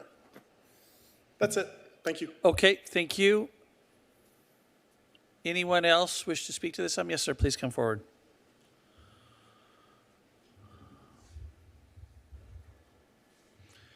Yes, your name, please. Todd Martin at 1912 Church Street. And I'd like to echo what he said. I like the design overall, but my concerns are density and parking. You know, first of all, my question is, why are we doing 2 units there when you could do 1 and not have to have the issues of parking? So like next door at 1917 and 1911, they built parking in the back, but still the tenants are all parking on the street because it's inconvenient to go through this thin alley. And I'm looking at some of these pictures, and it looks like, okay, you could potentially park 2 cars in a garage and 1 or 2 up front. But if people are trying to move their cars back and forth to get 1 out of the garage because it's so narrow, they're more than likely going to be parking on the street. And I know at my house, people from across the street are always parking in front of our place, and sometimes they park in front of my driveway to the point where I'm like, I can't get out. And that has been very frustrating to me. And so I do like the design quite a bit. I think it's really well thought out and does fit with the neighborhood fairly well, but the density and the parking issue is a concern for me. Thank you. Thank you. Anyone else wish to speak to this item? Okay, seeing none, I will close public comment, the public hearing, and bring it back up to the dais for any additional questions or comments. Okay, Vice Chair Harlan. Okay, well, I'll continue my thought a little bit on this. Like I said, I feel like there's a development pattern here that's quite nice for the area because it is more of a historic portion of the city. And I look at this design and I feel like it is driven largely by the parking requirements that we have. if we didn't have to require 4 parking spaces, 2 covered and 2 open, I think we might be looking at a very different and probably improved design. You're right. Thank you. Go ahead. And when I look at this project, I just think of what will be happening in the future for other lots. I mean, I fully appreciate people wanting to invest in their property, especially if you have an existing property. And for those of you who spoke, I've experienced the exact same situation you have. It is easier within the city to just raise your property and build anew than to try and redevelop. And that's a problem, because I think what we end up doing is lose some of the historical character that we have. We lose some of the, bones of good development back in the 40s and 50s. And so I hesitate on this just because I'm not concerned about precedent, but I am concerned about what will happen to the street where we have a public realm, and that by putting the garages front forward like this and putting the entrances to the side, it really sucks the vitality out of the street life. I can't imagine people actually participating on the street because it's a very insular type of design. All of the public or private open space obviously is in the back, but it keeps people within their homes. That leads to some safety concerns. I always rather have more eyes on the street, especially as this is closer to our commercial downtown area. So I can't say at this moment how I would ultimately vote on this, but I think it just raises some issues that we should consider as far as long-term development in this part of town. Okay, thank you, Vice Chair. So I have to correct my procedure here because I closed the public hearing without offering the applicant a rebuttal comment following the 2 speakers. So I'm going to reopen the public hearing. And sir, if you'd like to share any other additional information and perhaps even address Vice Chair Harlan's concerns. Sure. Thank you, Council. So to address you guys' concern, we've flipped properties and we've done new construction, and I can agree with you that it is more difficult to flip a property here than it is just to tear it down and build another one. So as an investor, we always try to take the path of least resistance to success. I mean, that's just part of life. So I can address with you, I can understand that. I'll just give you guys a real quick example is the 3 houses that we built on 767. We started them the same month that we did a flip on 869 Town, and we built the 3 houses in the same amount of time as it took for us to flip 1 house. So from an investor standpoint, every month that this property sits and there's no approval and there's nothing going on, and I know you guys may not care about it, but it's $4,600. So when you're trying to find success, you're trying to find success. How do you do it efficiently? How do you do it the quickest? And then how do you do it so it aesthetically looks pleasing and provides new homes for people in the neighborhood? And then was the aesthetic of the side door, correct? It goes beyond the aesthetics of the side door, but yes. That's how it changes. And I think that's where, if you guys can kind of look at our Huntington Beach project, when you get a chance, you can see how this project is very different. Huntington Beach standards allow for 3 floors, very tall, slender, and that's not the case here. I can tell you I prefer not to do 3 floors. There's a greater expense, there's more engineering. It adds some complexity to a lot of different things. And so I think from a design perspective, I mean, my wife is the design part of this. I'm just the one that gets it done. When you look at some of our other properties that we've done, I think you'll see aesthetically that we know how to go into a neighborhood and make the design pop and make sure that people, it satisfies the people. The other thing that I would say to you guys is that when we start a project, we're heavily involved. We're not developers that don't ever not show up on the project. I can tell you at our Huntington Beach project, I've been there every day for the last 8 months. And so if a neighbor has a concern, a neighbor, I will tell you, had a concern about a previous development, and I actually fixed it for him.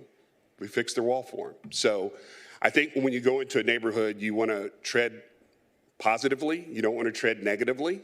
And I think that as part of our development here in Southern California and homeownership and things like that, where people are willing to invest in it. I think if it's done correctly and it's done to where the neighbors are considered and any concerns that they have, that I address them, Della address them, I think that's what we should have more of. Okay, thank you, sir.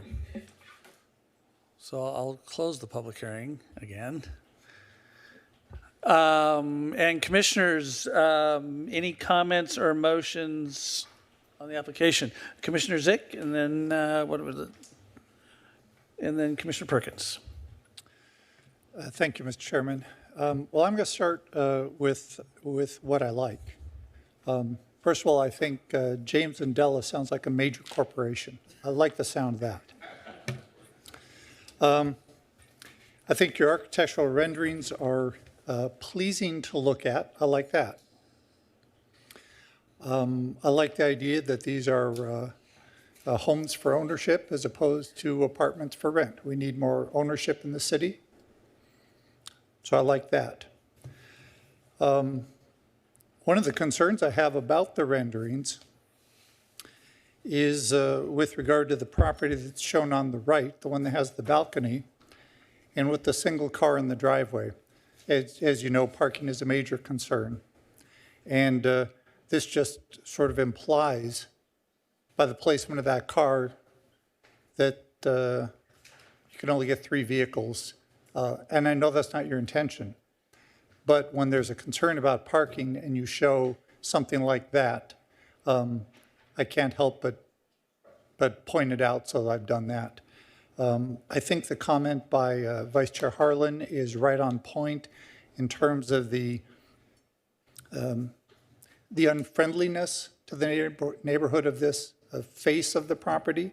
I'm not criticizing the architecture. Clearly, this is the small lot ordinance drives you to certain parameters, and you've complied with every one of those parameters. You do have a balcony on one of the homes, so presumably, and you show a rendering or furniture, so it's wide enough that somebody might sit there and you could wave when you walk by. So there's, some public exposure. But it's a single lot ordinance, and this is, you're right to tear down what's there and build something new. And because of that, and because it complies with all the development standards, I'm going to make a motion to find that the project is categorically exempt from the provisions of the California Environmental Quality Act per CEQA Guidelines 15303 Class 3 new construction, and recommend approval of planning application 19-23 subject to conditions of approval. Okay, there's a motion on the floor. Commissioner Russell has seconded that motion. Commissioner Russell, do you have any comments on your second? Yeah, I guess first of all, I live in a townhouse that has a side entrance, and I wave at my neighbors all the time. So for me, that's just, it's not an issue. I think in the city that we are pushing for home ownership. We're looking for ways to add additional housing stock to the city, and this is a well-designed project that will do those things. So I just want to support it. Okay, any other comments? Commissioner Perkins? Yes, thank you. I just wanted to echo Vice Chair Harlan's comments. When I look at the design, I see a design that adheres to our city codes and development standards, which is excellent. But I also see that same problem that Vice Chair Harlan sees, which is that you're in a neighborhood, when I was walking it yesterday, that's very person focused. Again, the garages are mostly in the back. You're walking in it. It's very friendly to walk. And this is a much more, unfortunately, I would say modern style of very car-focused development, where what's facing the street are, 4 garage spaces. I don't think that's necessarily a problem with how you've designed it. I think our city codes and development standards have sort of forced you down that road. We have a requirement for 2 off-street parking spaces and 2 covered parking spaces, and how else are you going to get that on these relatively small lots? So I'm not necessarily thrilled with the design in that manner, that it is not as sort of community focused and community friendly and interpersonal interaction friendly. But I think it's unfortunately what we've forced our way into. So I think this is a discussion that's much larger than what we're doing tonight. And I think we need to look at the discussion about parking and parking minimums and what parking minimums force us into development wise.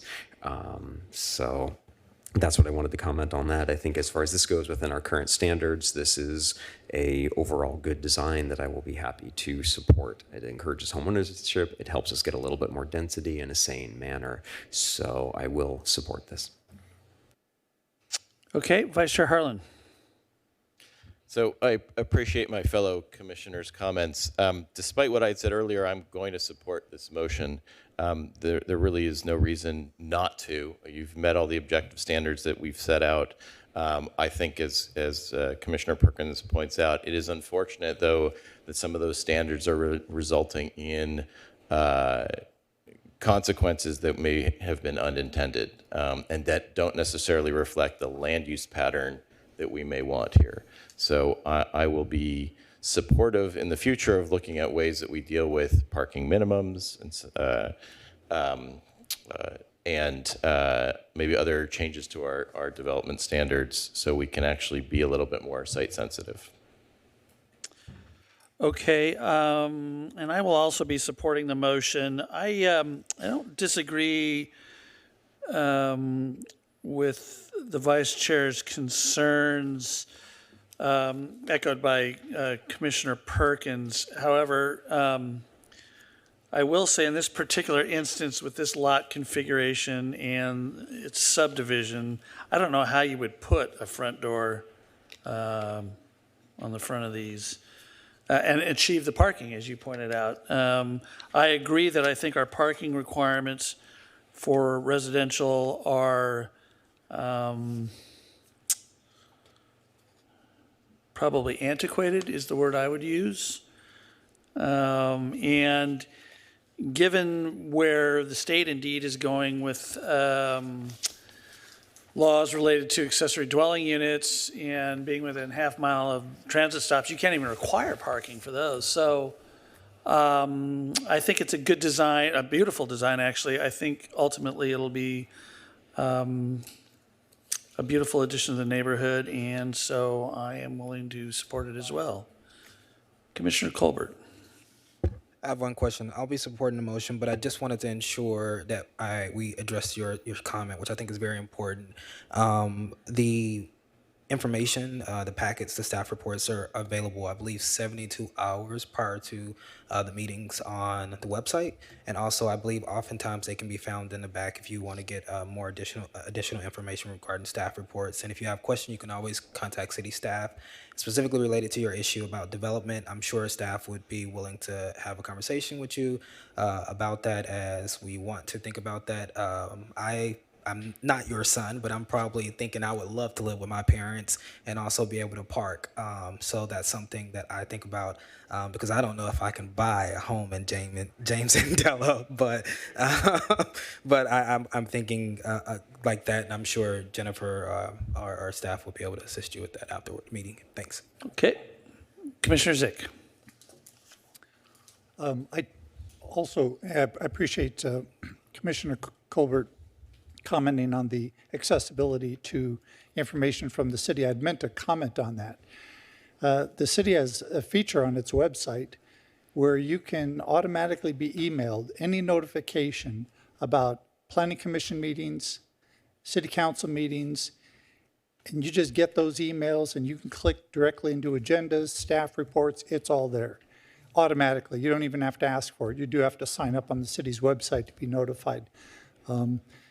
I think it's something like all residents ought to be signed up for. That's a good way to stay in touch. I also wanted to comment, though, on the residential parking. It's possible, and I wouldn't necessarily dispute that our parking guidelines are antiquated. I'm not going to say that they are because I don't have any examples of that being the case. But if anyone was to suggest to me that rather than 4 parking spaces for these 4-bedroom homes, that it should somehow be less, I'd be willing to have that debate until the sun went down, because I would strongly disagree with that. All you need to do is drive up and down these streets on the east side, and they are jam-packed with cars. It is a parking nightmare over there. To provide less parking for homes is the wrong way to go. That's my personal opinion, and I think there's plenty of evidence to that. Thank you, Mr. Chairman. Okay, and we'll call for the question.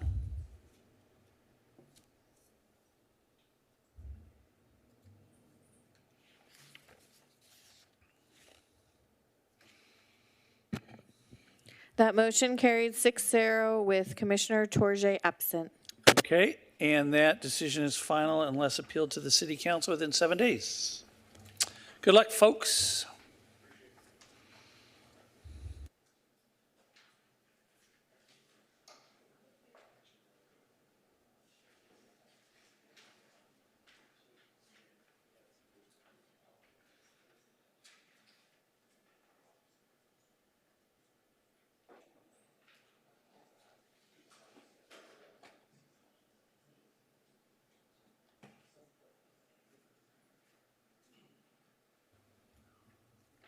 Okay, Julie, public hearing item number 3, please. Public hearing item number 3, a resolution recommending that the City Council give first reading to an ordinance, Code Amendment CO-2020-01, to add and amend Article 4 to Chapter 7 of Title 13 of the Costa Mesa, to Chapter 12 of Title 13 of the Costa Mesa Municipal Code, Planning and Zoning and Development, that establishes a new open space and public parking impact fee pursuant to Measure Z. Thank you, Julie. Ms. Lee, it's your report. Thank you, Chair and members of the Planning Commission. The item before you this evening is Code Amendment 2020-01 related to the establishment of an open space and public park impact fee pursuant to Measure Z. In the way of background, Measures Y and Z were initiatives in the November 8, 2016 election that required a majority of votes to pass. Under Measure Y, if both initiatives passed, any provision of Measure Z that did not directly conflict with Measure Y was to be adopted. Both measures passed. Section 5 of Measure Z is the only provision that did not conflict with Measure Y and pertains to the establishment of the Open Space and Public Park Impact Fee and the establishment of an Open Space and Recreation Advisory Committee.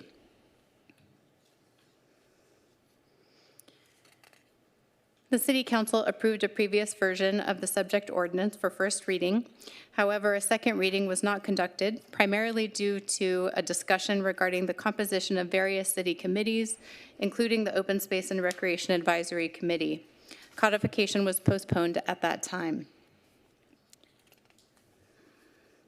Tonight, staff is presenting the ordinance to the Planning Commission for recommendation to the City Council.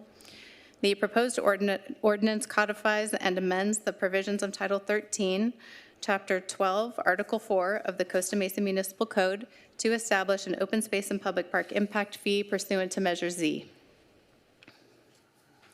The proposed ordinance follows the adoption of Section 5 of Measure Z included at the November 8, 2016 general election. The impact fee is applicable to new development located both northerly of the I-405 freeway and westerly of Fairview Drive. The collected fees, as stated in Measure Z, shall be used by the city for the purpose of increasing active recreation, open space, and public park facilities within the city, which uses may include but would not be limited to the maintenance and development of Fairview Development Center upon its anticipated closure. The codified language of Measure Z can be amended through the normal procedures for a municipal code amendment, which includes a notice public hearing. In this case, staff is proposing one substantive change. Measure Z stated that the impact fee shall be due upon issuance of certificate of occupancy. Staff recommends instead that the impact fee be due prior to issuance of building permits. In addition, Measure Z states that the fee amount for the impact fee shall be a maximum permissible under the Mitigation Fee Act, but shall not exceed a maximum of $1.50 per square foot of new development. The city is undergoing a citywide fee study, including establishment of the impact fee amount in compliance with the Mitigation Fee Act, and as a result, the fee itself would be established through that process separately as approved by the City Council. As such, staff recommends that the Planning Commission adopt a resolution to find that the project is exempt under CEQA guidelines section 15061B3, the general rule exemption, and recommend that the City Council give first reading to an ordinance approving Code Amendment CO 2020-01, codifying the open space and public park impact fee pursuant to Measure Z. That concludes my presentation this evening. I'm available for questions, as is our City Attorney's Office. Thank you. Thank you, Ms. Lee. Commissioners, do you have any questions of staff? I see Commissioner Zick, Commissioner Colbert, and then Vice Chair Harlan. In that order? In that order. Thank you, Mr. Chairman. So my first question is, since this hasn't been codified yet, are there projects which have been approved for which this fee would have been applied but wasn't because it hasn't been yet codified? Have we missed out on some park development fees as Staff to do a review of just development activity north of the 405 in general. It is very limited since it's a relatively built-out portion of the city, and the fee specifically applies to new development. Also, since the fee under Measure Z would apply at certificate of occupancy, there have not been a whole lot of developments that would fall into this category. There may be some very small items. And on staff report page 3, it indicates that as drafted, Article 4 is not suitable to codification in the zoning code. Could you elaborate a little as to why that's the case? Yes, I'll ask our attorney's office to weigh in. Thank you. Certainly, there's nothing illegal about Measure Z. However, the actual physical codification for ease of reference and so forth need to be clarified for grammatical purposes. Okay. Okay, thank you for that.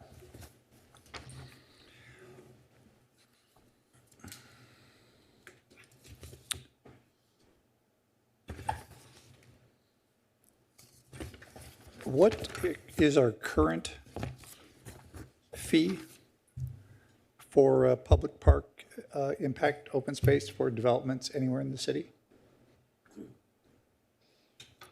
The city has adopted park fees for subdivided properties, ownership properties. It's approximately $13,000 per unit. For non-subdivision rental properties, it's $5,000 per unit. Could you approximate a cost per square foot or equate those two to each other? I could not. It is not dependent on the square footage of a unit per se. It's on a per unit basis, so it's a different measurement entirely. So what would that fee be for a 1,000 square foot unit? So I'm going to do the math in my head. I'm going to do the math in my head as well. $1,500.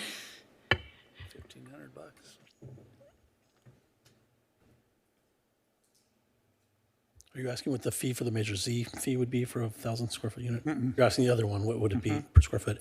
A 1,000 square foot apartment would be $5 a square foot, 5,000 divided by 1,000. If it was a single family home, obviously 1,000 square feet small, but it'd be 13, is it, Jennifer, It's about $13,000 per unit, so for 1,000 square feet. Be about 13 bucks a square foot for ownership.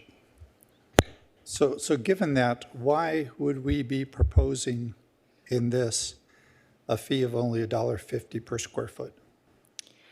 So the $1.50 per square foot is not a staff proposal. It was written into the Measure Z initiative as listed on the ballot, so that is something staff does not have the discretion to change. Well,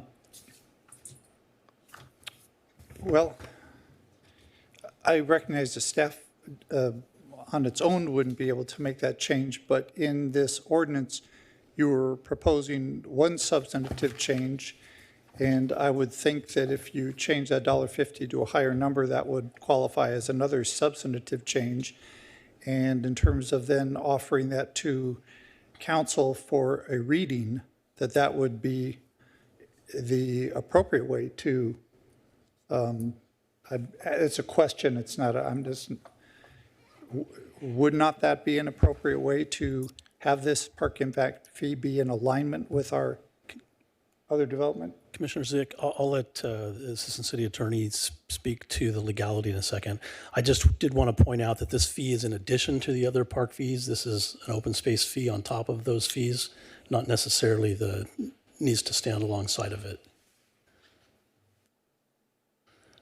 So a property that it's applicable to would be subject to both this fee, potentially if it's a residential project, would be also subject to park fees.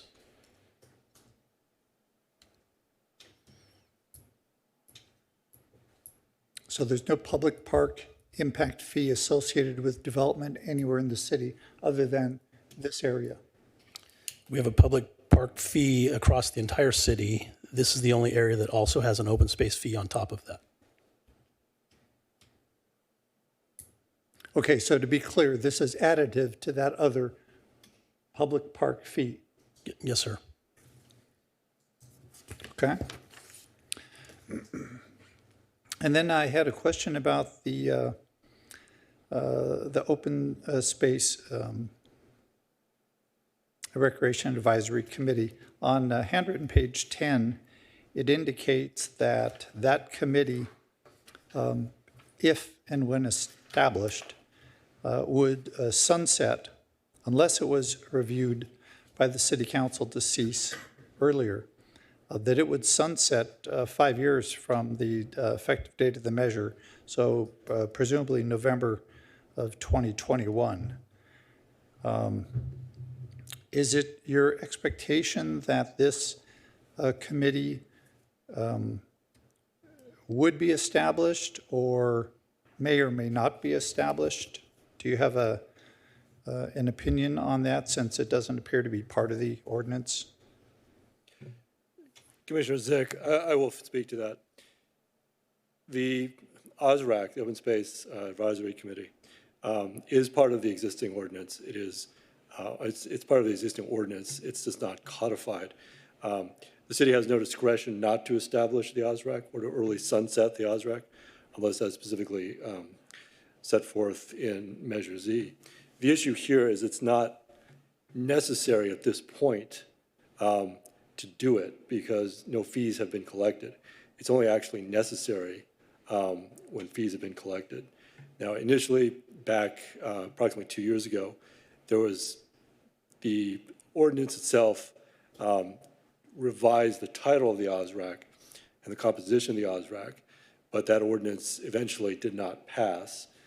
So staff felt it was more efficient to simply bring forward that which is what was necessary, given that there is pending development that is going to be subject to Measure Z. Although the OSRAC, once it's anticipated that once the fee is established, then that'll go back to the Planning Commission and City Council for input regarding the composition of the OSRAC itself.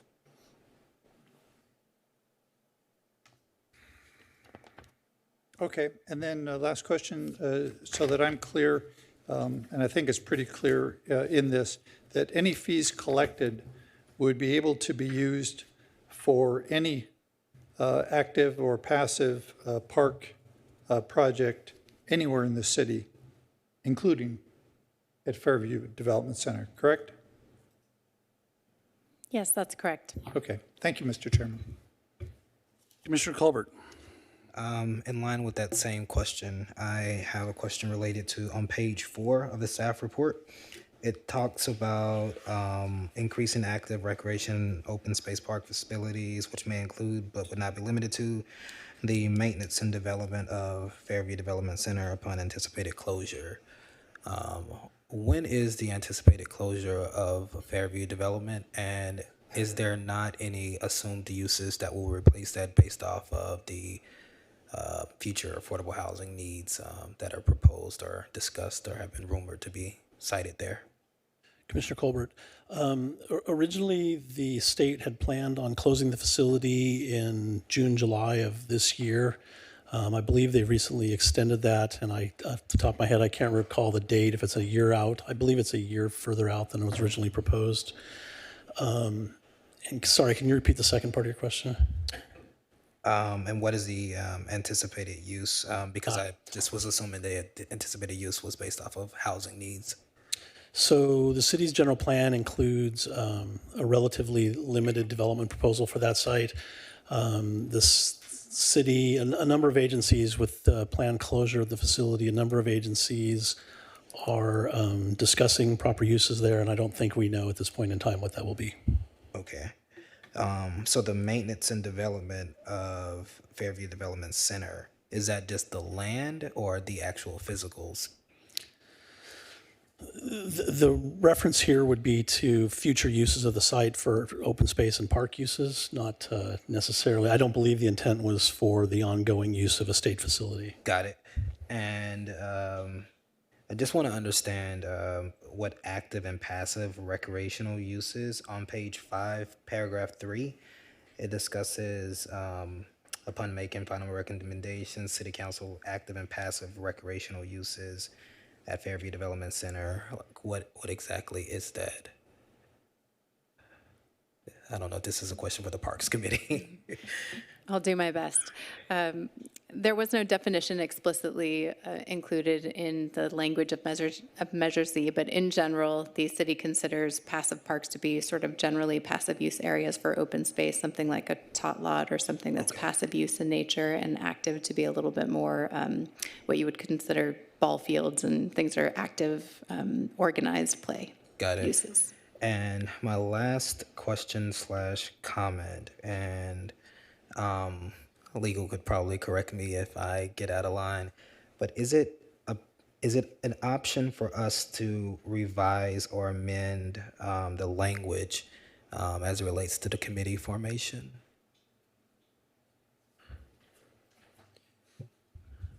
Commissioner Colbert, that's not presently before the Planning Commission. However, you are welcome to make that suggestion to the City Council. Okay, and yes, I would like to, in terms of gender parity, I noticed that the formation of the committee includes one representative from the Costa Mesa Youth Football Organization by City Council, one representative of Costa Mesa Baseball Organization, and then one representative of the Youth Soccer Organization. There are two organizations that would be male-dominated, and those are male-dominated sports. So I wanted to ensure that it could be one representative of Costa Mesa Youth Baseball and or softball to ensure that when we think about the development of future spaces for children, that it is an inclusive thought and not just from one perspective. Is that something that I could just recommend to council or could be done at this time? You can certainly make that recommendation, although it likely would not be Included. considered by council because that specific part of the ordinance is not in front of them and won't be in front of them because it's not in front. It's also not in front of this commission either. But I mean, you're free to make that comment, and that would be transmitted by a staff report to the City Council. Got it. It's more for public record. Thank you. Thank you, Vice Chair Harlan. Thank you, Mr. Chair. So my question for staff, I see that I certainly understand the desire for the city to obtain the park impact fee as quickly as possible. But is there any other rationale for changing the timing that the applicant needs to pay that fee? The rationale has to do with, it's really more of a practical consideration. It is very difficult to collect impact fees after construction, particularly of housing projects, has already been completed and you're at the point of signing off on a certificate of occupancy. It's something that we do, but there's a concerted effort to collect fees as soon as possible in the process, and staff feels that prior to the issuance of building permit before construction actually begins is the most appropriate time. And so because this is a substantive change from the ordinance, what is the legal basis for making this change?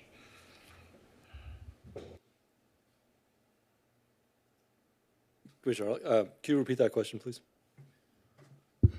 So I was curious since this is part of the ordinance that was approved by the voters, what is the legal basis for making a substantive change like this? Which specific change are you referring to?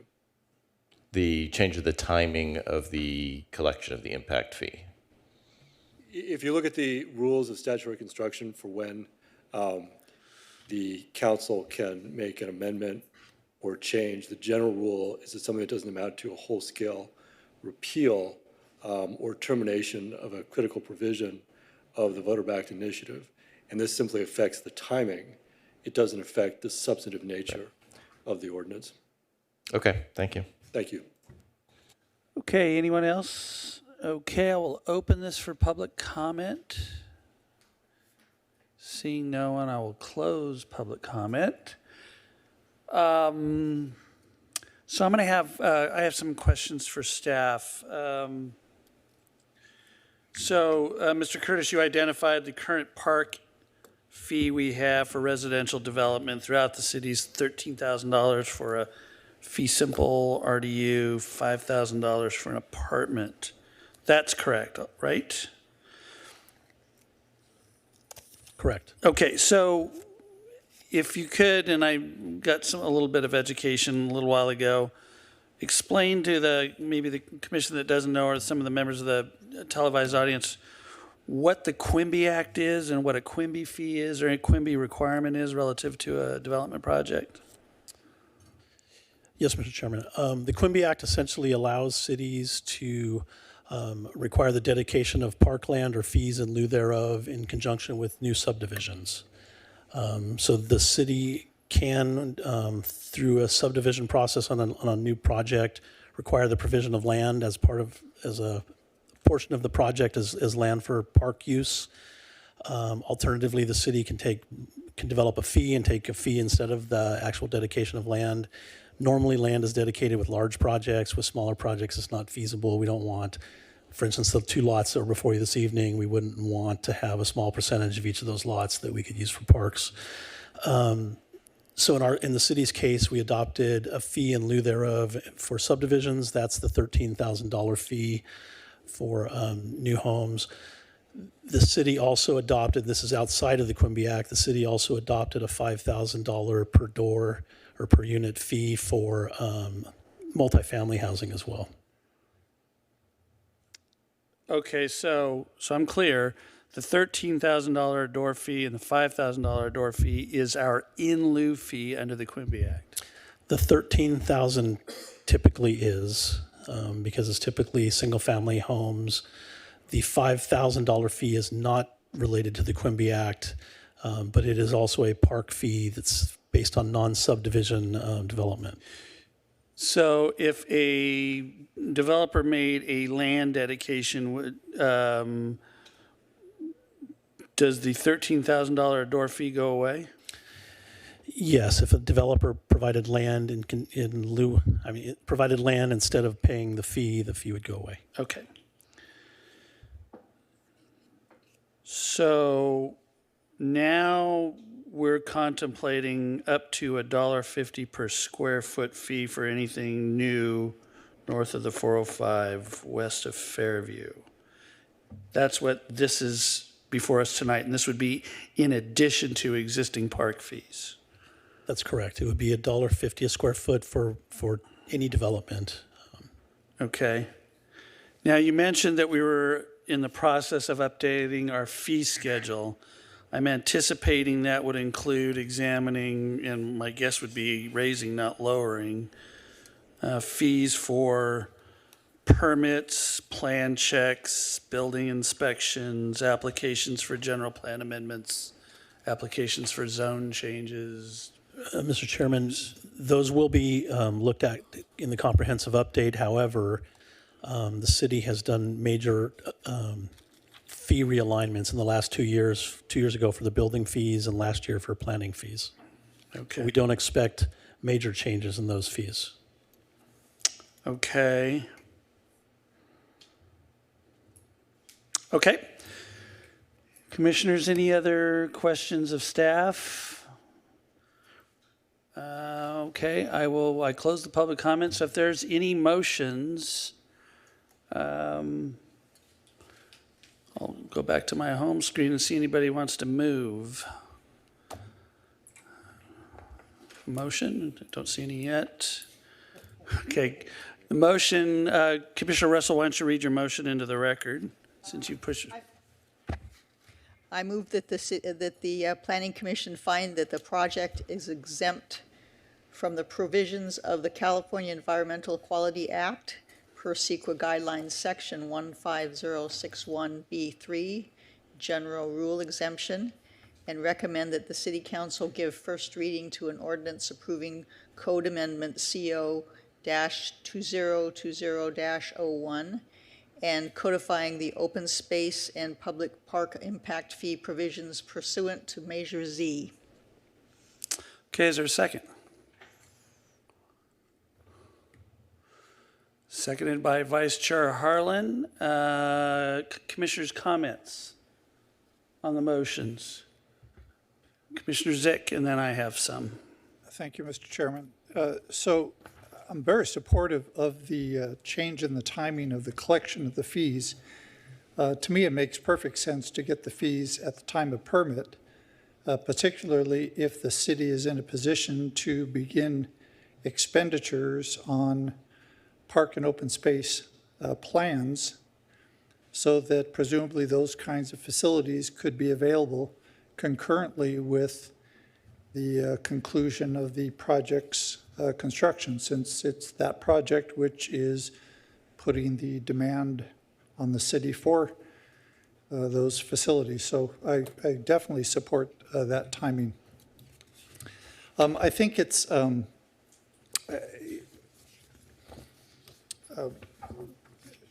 think the context of both Measure Y and Measure Z are interesting, particularly in that Measure Z was not intended to be something compatible with Measure Y. And so the idea of putting them together the way we are is not because it was intended that way, certainly not by the proponents of Measure Z. I also find it interesting that in the language of Measure Z, one of the whereases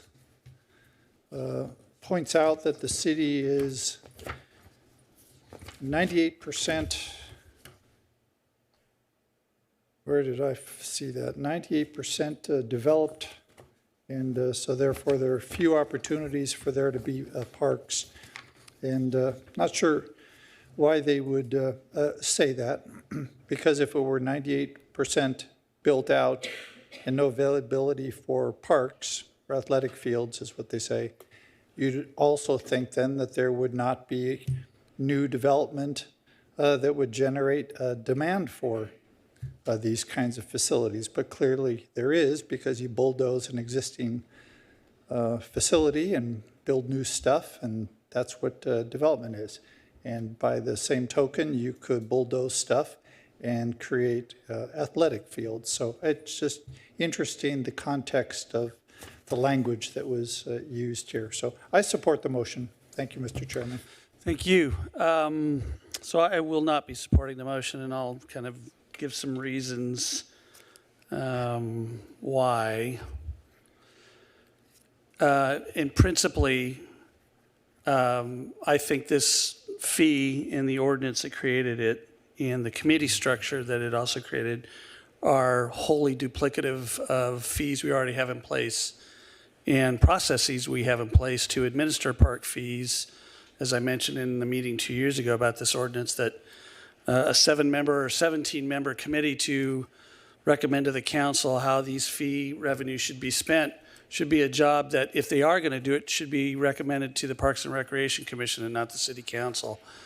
We have a Parks and Recreation Commission for a reason, and so this ordinance creates this big committee, and then it creates a new park fee, and we already have essentially 2, or almost 2, and now we're going to have 3.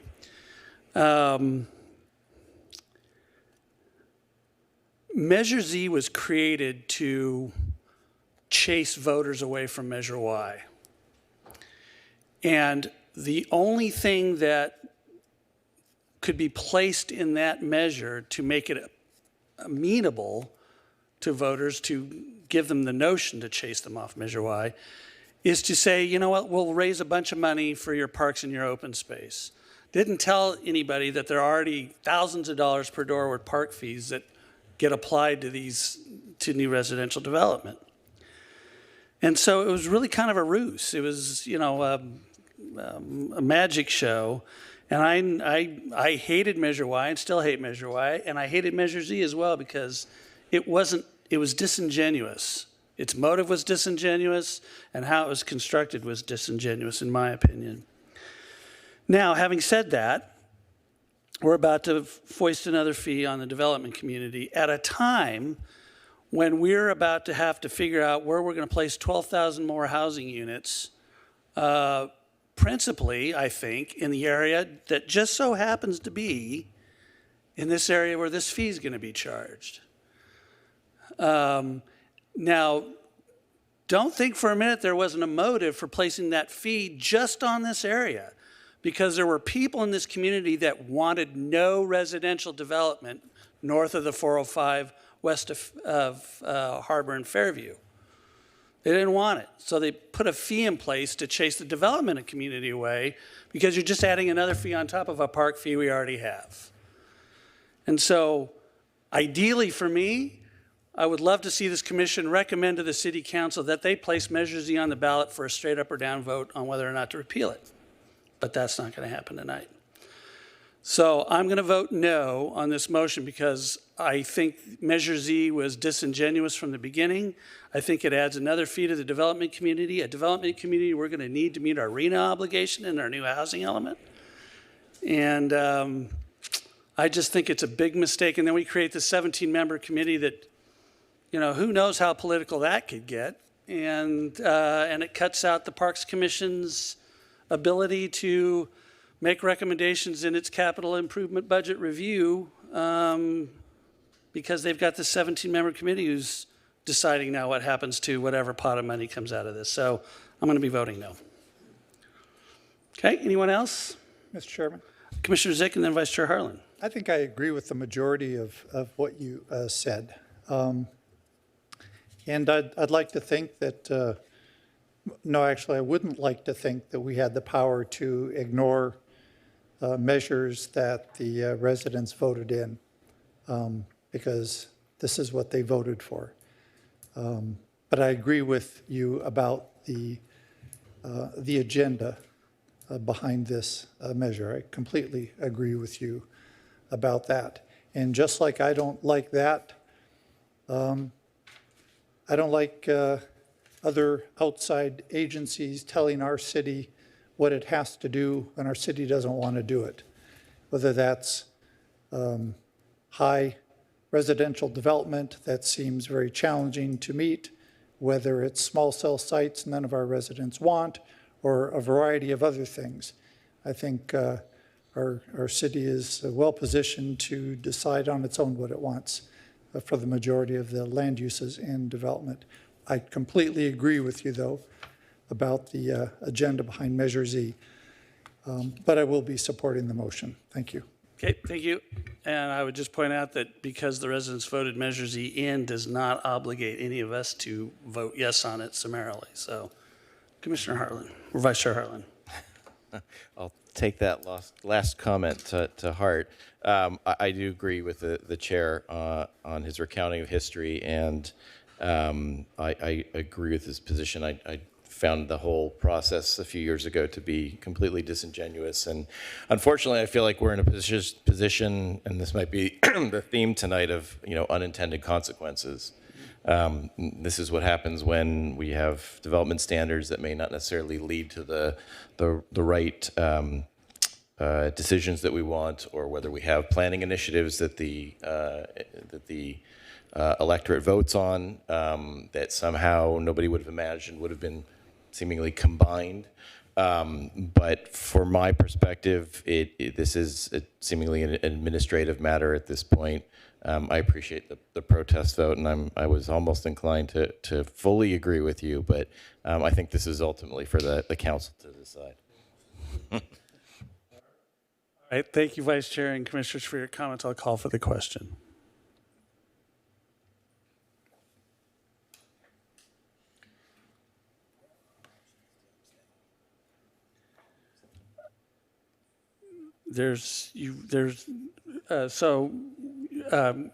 Mr. Preziosi, Commissioner Colbert wants to know about his options relative to abstaining from the vote. Well, he may abstain from the vote if he wishes to do so. Right. You may, if you would like. Okay, then you punch your abstain button. There you go. Okay, wait. You are? Yep. As close as I get to. Okay, I'm going to cancel it, so we'll do it again. Okay, so we'll cancel the vote, and we'll ask for when Julie calls for a revote. Okay, and so please vote.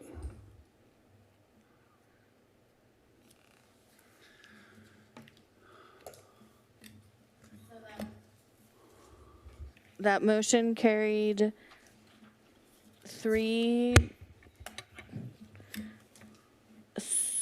I have a question.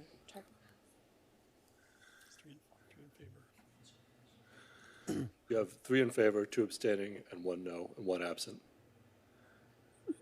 Okay, so that motion carried 3 voting yes, 1 voting no, which would be Chair Jericho, and 2 abstaining, and Commissioner Torje absent. Great, thank you very much. That decision will be handed up to the City Council. Appreciate that very much, Commissioners. Okay, Public Services Report, Mr. Mejia.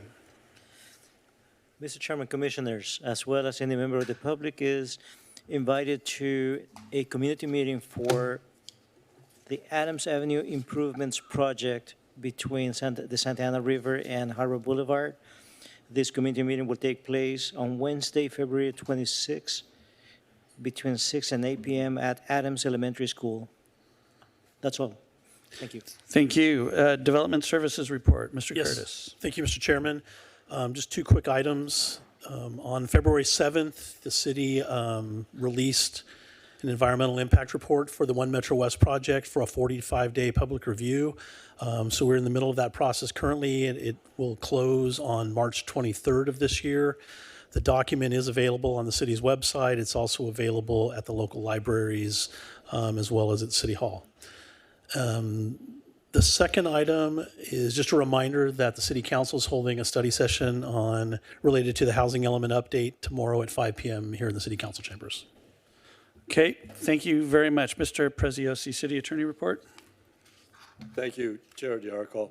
The City Attorney's Office is pleased to announce that in federal court this afternoon, Judge Stanton extended the city's temporary restraining order against the federal government and the state of California for a period of 7 days. The Judge Stanton ordered the parties to meet and confer on the following topics.